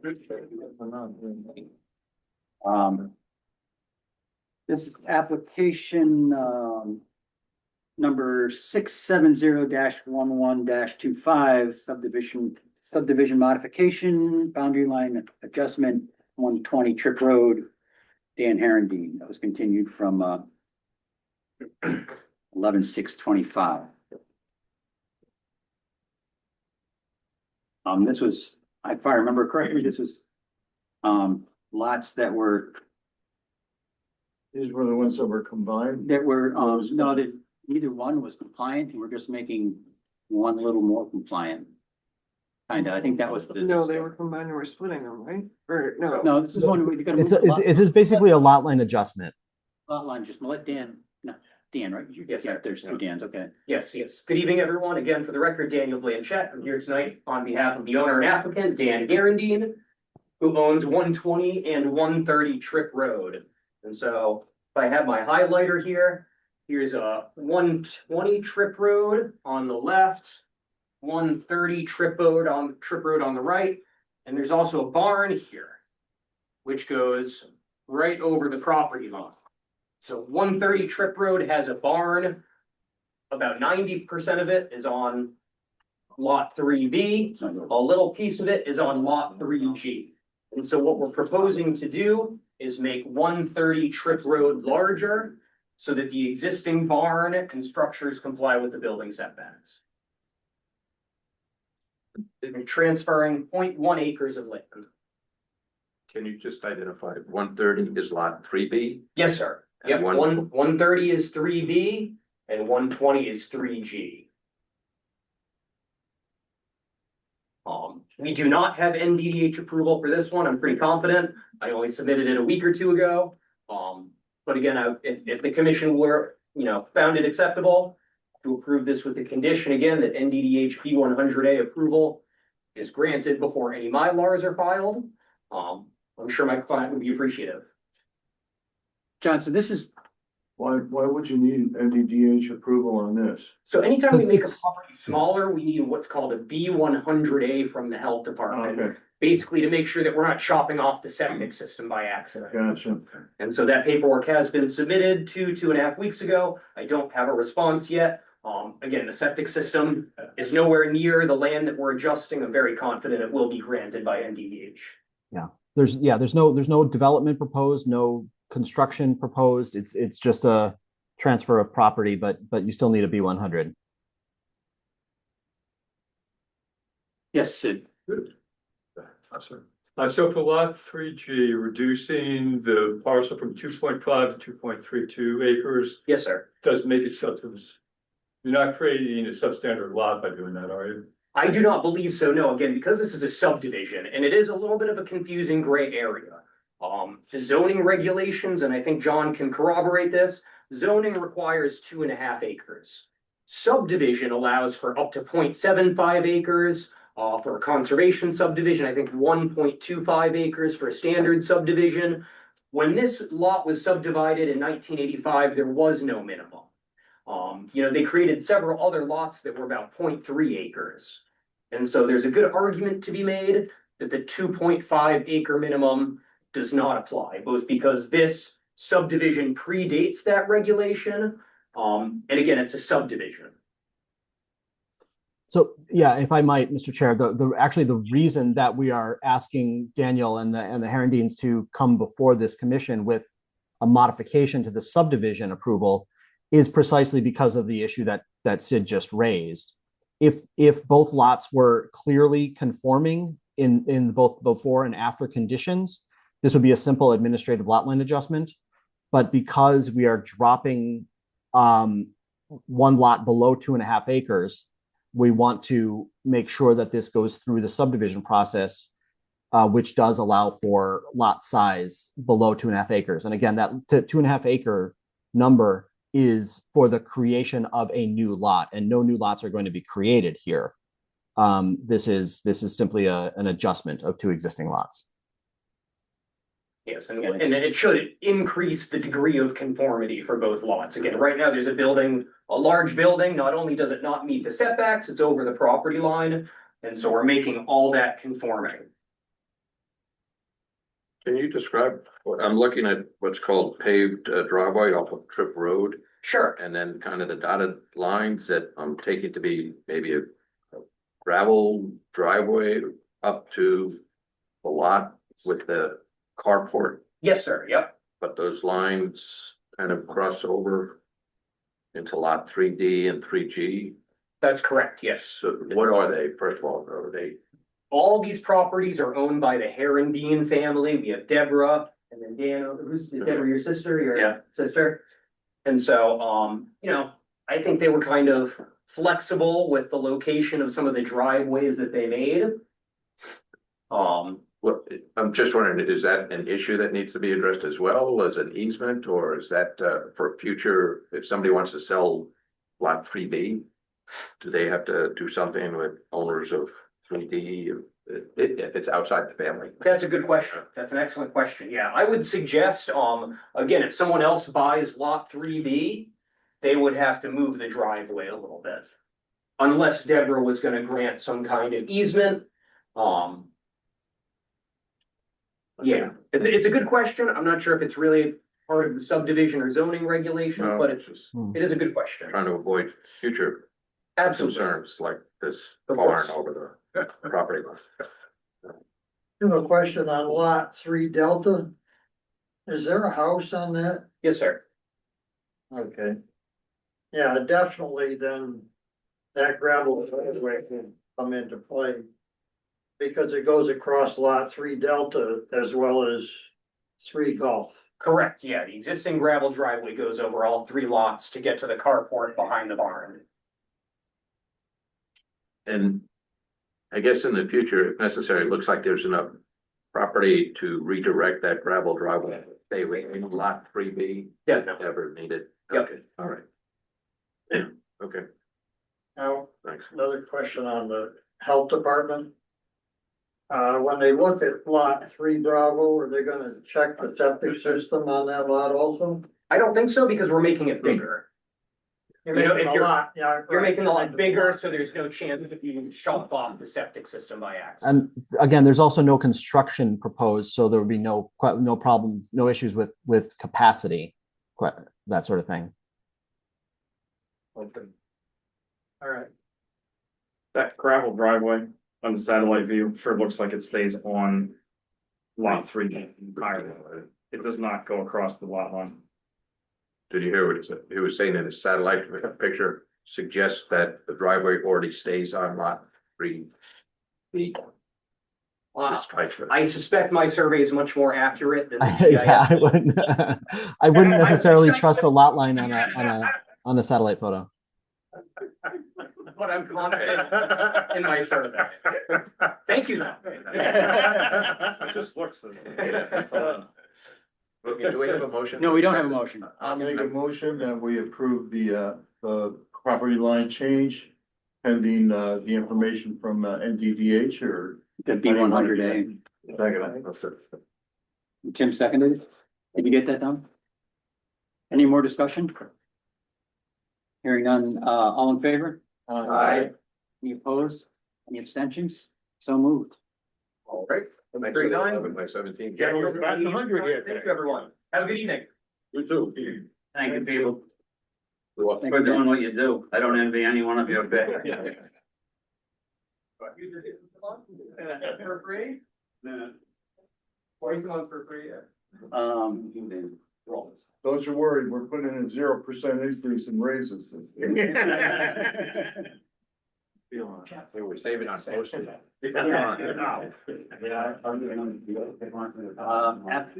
Old business number C is kind of moved. Since, we don't have to do anything on that, right? Because You might just want to just formalize and make a motion to table until following the public hearing. okay, so we have a motion to table, application.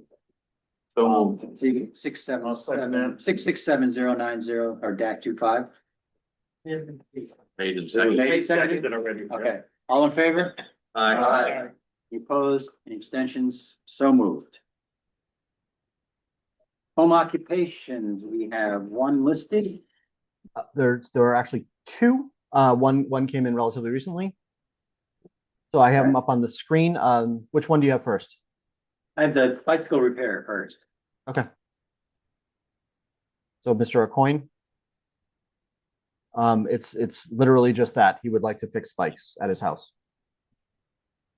Okay, that seems pretty simple, straightforward. Doesn't include sales or no, or just fix repair? Bicycle repair, tune-ups, and assembly. Okay. Sounds good. Okay. And the other one was And the other one is 1929 Route 198, John Evers, firewood processing and delivery. He wants to, he's got a big cutter, I don't know, saw. And the narrative is, the narrative, where did he put the narrative? Might be in the file there. Okay. It wasn't scanned. Yeah, he described taking a very occasional delivery of logs. He would process it at his house, and then do periodic deliveries. okay. Sounds simple. So is he having people come to his house to pick up wood, or is it mostly just deliveries? I think he's working that out. It would be, I think, probably both. Yeah. And the thing that I expressed to him as far as his narrative and structuring his business operation is, again, that the purpose of a home occupation is to essentially be invisible to the neighbors, such that activity would not exceed background levels of residential traffic. Yep. And that was and that's essentially the standard. You know, if it becomes, you know, a Walmart on Black Friday, driving in and out, then we have a problem. If you know, the neighbors never really notice, Yahtzee. Okay. And that brings us to, any other questions on that from the board? Brings us to citizens' comments. Any citizens' comments? We're done with that, okay. Communications, zoning enforcement officer report. Okay. So, is the screen still shared? Yeah, okay. You know, nothing extraordinary. We got a slow start, but then some permits picked up. A couple of the home occupations, some minor home improvements, a bump out, little deck, a couple of propane tanks, fairly minor stuff. We have a new house that is ready to go on Applin Hill Road. And you know, general enforcement and communications. So the phone keeps ringing. I'm happy to answer any questions that people have. Any enforcement issues that we should be aware of, or is that going pretty smooth? Yeah, a couple of minor things. I investigated. There was a concern about what people perceive to be possibly an illegal auto repair operation at the corner of Bungie Hill Road and Route 198. I pursued that one. The owner has several vehicles on the property. They're all registered. He's fixing them up for his kids. So he's a hobbyist. It is not a commercial operation. We had some concerns about motorcycle gang clubhouses taking place up 198. Investigated that and spoke at length with the owners of the property. They have friends over. They are not establishing a social club in any sort of formal way. It's sometimes a very thin line between, you know, being social and having some rowdy friends and operating something, you know, less savory and more problematic. And then yeah, some other enforcement issues, but those would fall under wetlands, not zoning. Okay. And we had a budget report in our packet. Yes. Can I just touch base with John? One of those general notes, working with the applicants for potential commercial recreation facility at Crabtree Lane. I know we talked about that. Is that the applicant who's still pursuing it, John? Yes, I haven't. They said they're working on it. They haven't submitted anything formally. Oh, okay, all right. Yeah, so it's yeah, I put that under pending. Sure. Okay, thanks. We had our budget report. Oh, yeah, anything else, John? Not under my report. I've thrown the budget report on the screen. I don't know if there's anything that remarkable there. No, I never entirely understand how they figure our money, but we just do what we do and it goes along. Correspondence, I saw you had two there. I added, yeah, this is following up our previous conversations with Woodstock Sustainable Farms. You'll recall at our last meeting, Mr. Rappaport made, and the commission had asked questions about the necessity to submit a new special permit application versus making adjustments to the conditions of the special permit approval following the 1 year report and check-in that we had, I guess, last month. So Mr. At the time, Mr. Rappaport claimed that he had a piece of correspondence from Delia Fay, your town planner at the time, about that procedure.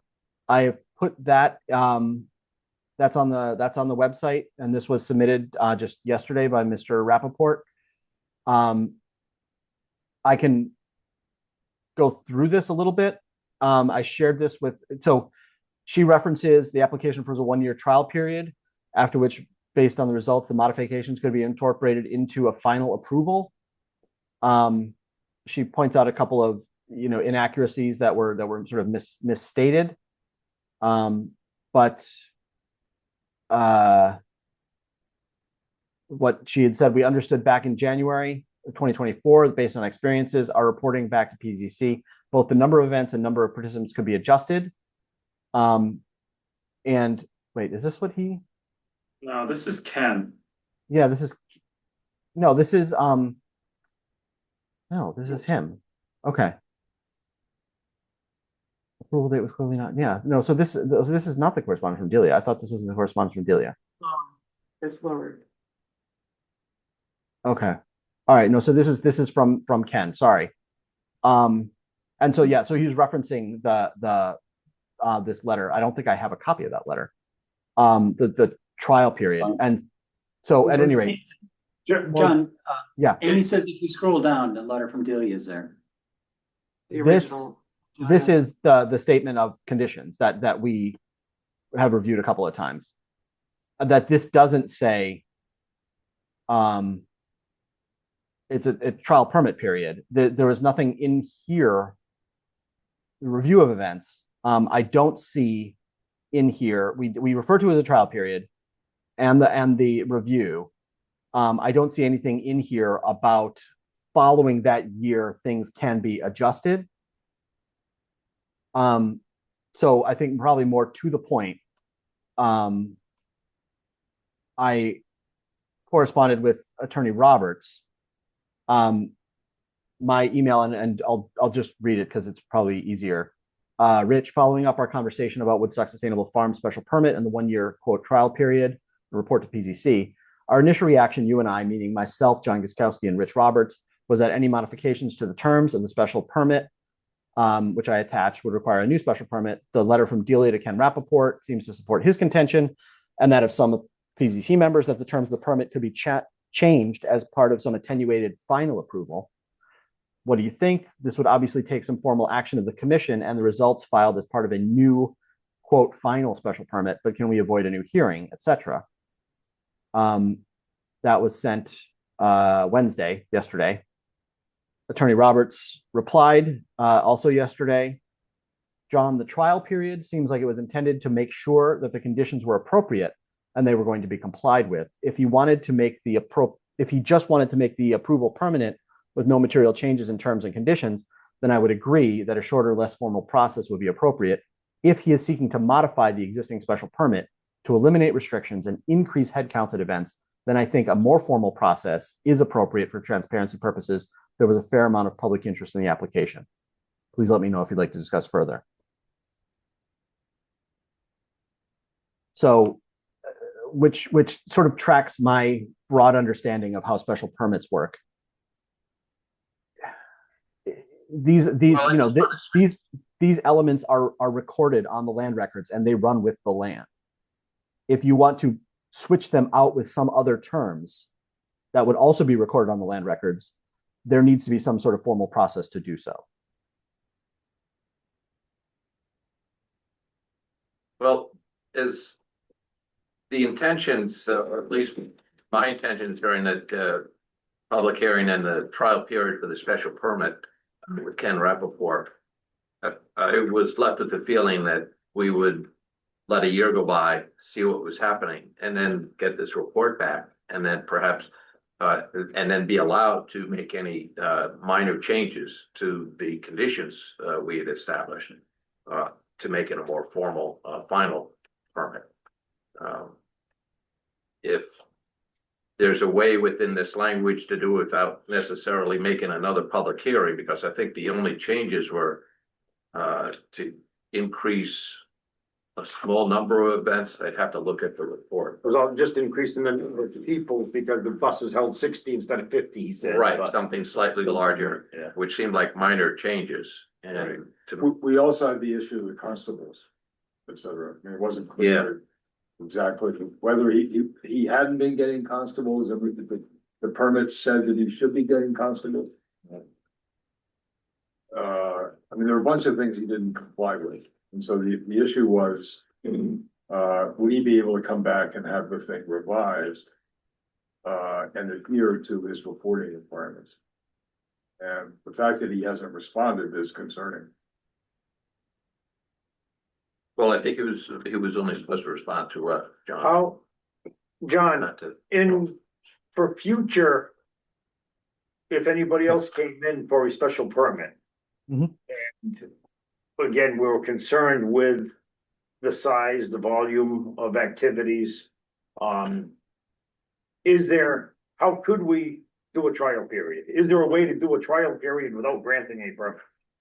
A special Yes, I think that would need to be spelled out in the conditions, the published and filed conditions of approval. So I think there was probably something missing at the end of that, description of the trial period. I would say, following the 1 year trial period, if at the commission's discretion, it finds that all terms have been complied with and capacity could be increased by up to X or X percentage, that could be allowed. But I think you need to, if you're going to give yourself that flexibility to change something in the future, that flexibility needs to be spelled out in the actual terms of approval. So it wouldn't be, we're not approving the special permit necessarily effective that date. We're granting ourselves the tentative date is a year from then to grant approval. You would structure how you want. You could do 1 year, 2 years, 3 years, whatever. You could require monthly reports. You structure however you want, but just need to make it clear, because the idea is, because this is a special permit, the public was invited, the public is involved, and you don't want to leave out, so people, everyone that attended and spoke out and maybe had some concerns, they heard, all right, there will be a cap of 60 people per event, and we have to have a report to come back afterwards. Okay, they understood that. And then, after this report, then all of a sudden you guys decide, okay, well, yeah, sure, double capacity or double the number of events because we think it's fine. They've been cut out of that process, which, is the whole purpose of the public hearing, is to make sure that the public is properly informed of your decision making. Obviously, these are all public meetings, so anyone, can participate, but the terms of the special permit are in the black and white of the approval position, and I don't see the flexibility in there. Because that's the thing, where if we were to say in the conditions that we're gonna give it a year trial before we approve it, that means we're giving them the go ahead, do what you want without a permit for a year. Well, no, I mean, it is a permit. He was given a special permit. He filed the special permit. He has a permit. Yeah. Well, But if in the future, if somebody else came in with the same type of idea, and it's the concerns of the commission to give a 1 year trial, how is that right done? So to make sure It's not done very often, because a lot of times there's a capital investment that people have to make, and you can't, there was no real capital investment for, Woodstock Sustainable Farms. It was pre-existing stuff he had, so there was he didn't have to make a big capital investment to do it, and that's why that happened to work. But if there's something where somebody's gonna build something, then really, it's not appropriate. John, as I read the notice of special permit. Yeah. That was sent to him. There's nothing missing from that, except for that it could be, what it says is, after the 1 year trial period, a review will be presented to the Planning and Zoning Commission by the applicant. This review will include all events, dates of events, number of people attending, and number of vehicles present, which he didn't do. The thing that seems to be missing from this, the 7 conditions, is that we can change the permit at the time of the review. Right, that you did not clearly delineate that ability for yourself. So that's the missing piece if we were to do this then. And Yes. it sort of seems like this wedding venue thing. Hold it, John, let me stop you there. Yeah, okay. Can't, Sorry, I can't talk about any particular. Sorry. And I apologize. I actually, I didn't scroll far enough. Delia's letter is in there. The letter that Delia sent on February 14th, shortly after his approval. So she's detailing the conditions. No music, 1 year trial period, review will be presented. The constable located is preferred traffic route, legal publication.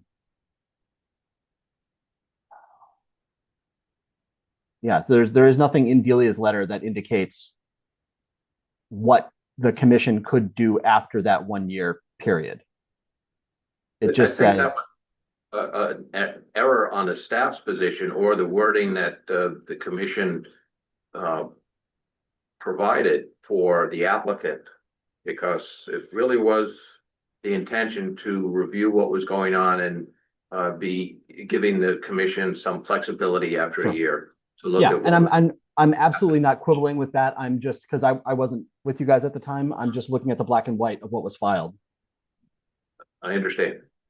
But if the black and Basically, white, what you're saying is this is really pretty much a done deal and.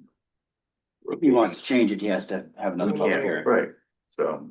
And I mean, you guys can, if you want to provide that flexibility, you could, waive the public hearing fees or something like that to reduce the, the administrative burden on him. But I think Attorney Roberts and I are on the same page that if you are going to change the black and white of what's filed on the land records, you really ought to have a formal process.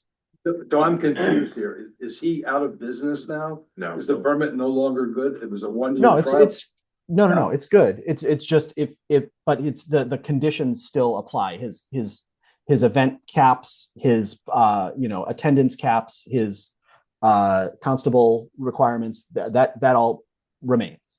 But that doesn't sound like a 1 year trial period. That sounds like the thing. Right. Well, he had the 1 year trial period and he presented his report, albeit tardy, but he complied with that. You've had a year. You heard how it went. He complied. But if he didn't do constable, then he didn't do a bunch of stuff. Well, and so then it's really kind of up to you and with me as your enforcement officer to direct further action. We could yank his permit because technically he has been demonstrated not to have called constables on occasion and did not submit his report within a year.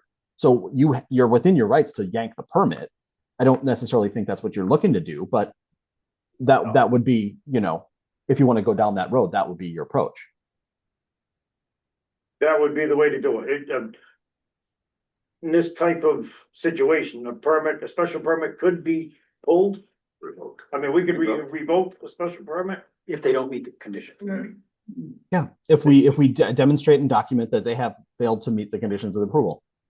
Okay. Well, and then he could come reapply. So it sounds like whatever happens, we need to clarify the situation to him. Yep.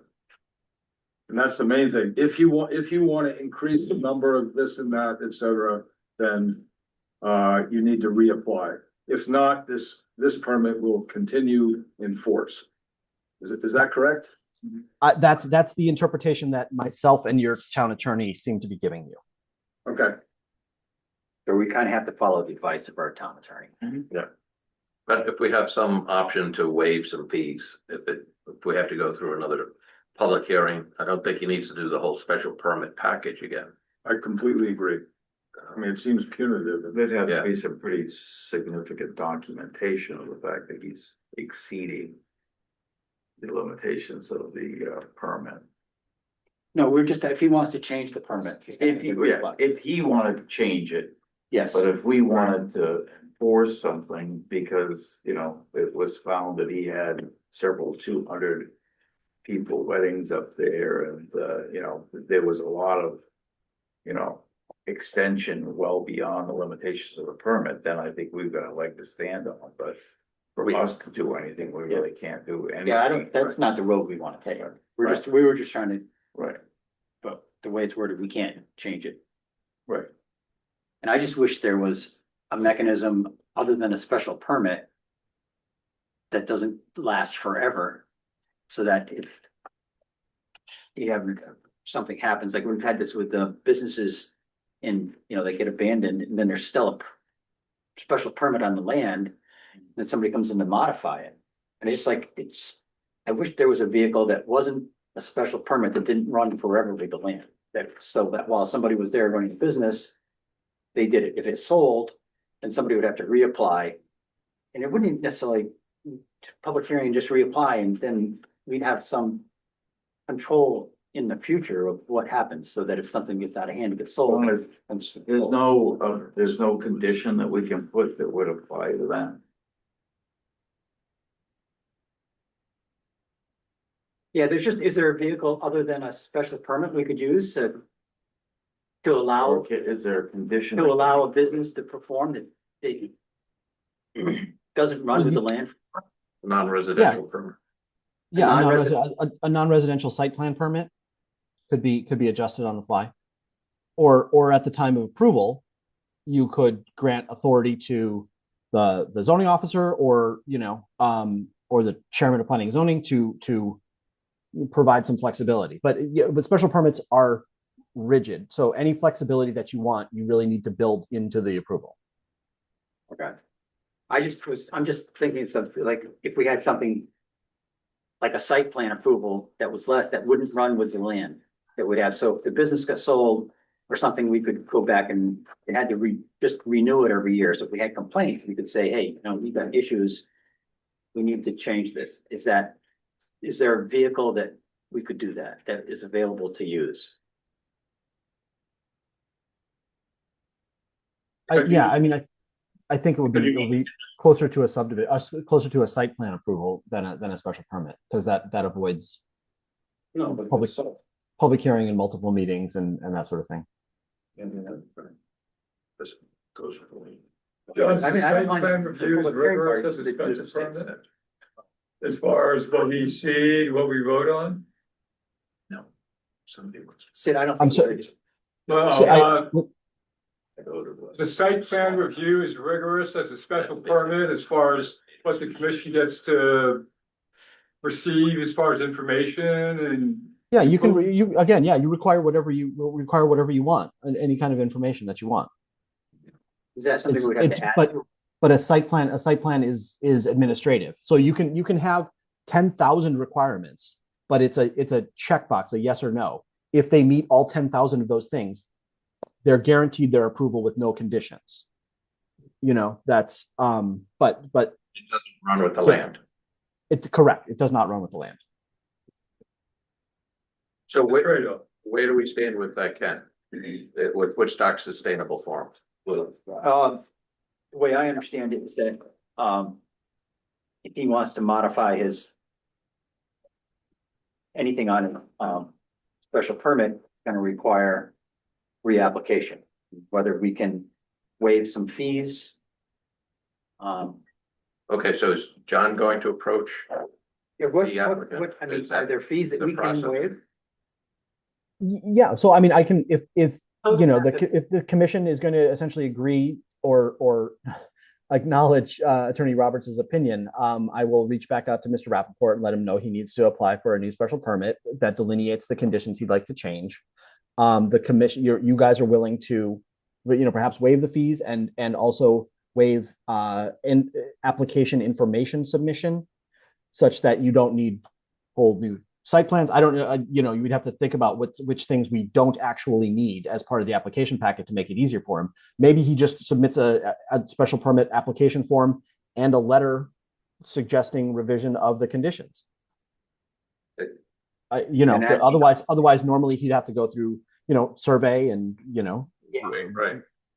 everything else. Yeah, done all that, So if there's just a letter from him identifying the two conditions he wanted to change, like 60 people per bus load instead of 55, Mhm. and 100 people for a wedding instead of 75. And those are the only two changes he was looking for. And then he would just have to I do feel the, comfortable with the that. public notifications and Oh, the the constable. administrative part of it, but we could waive all the rest of like any other piece. What about?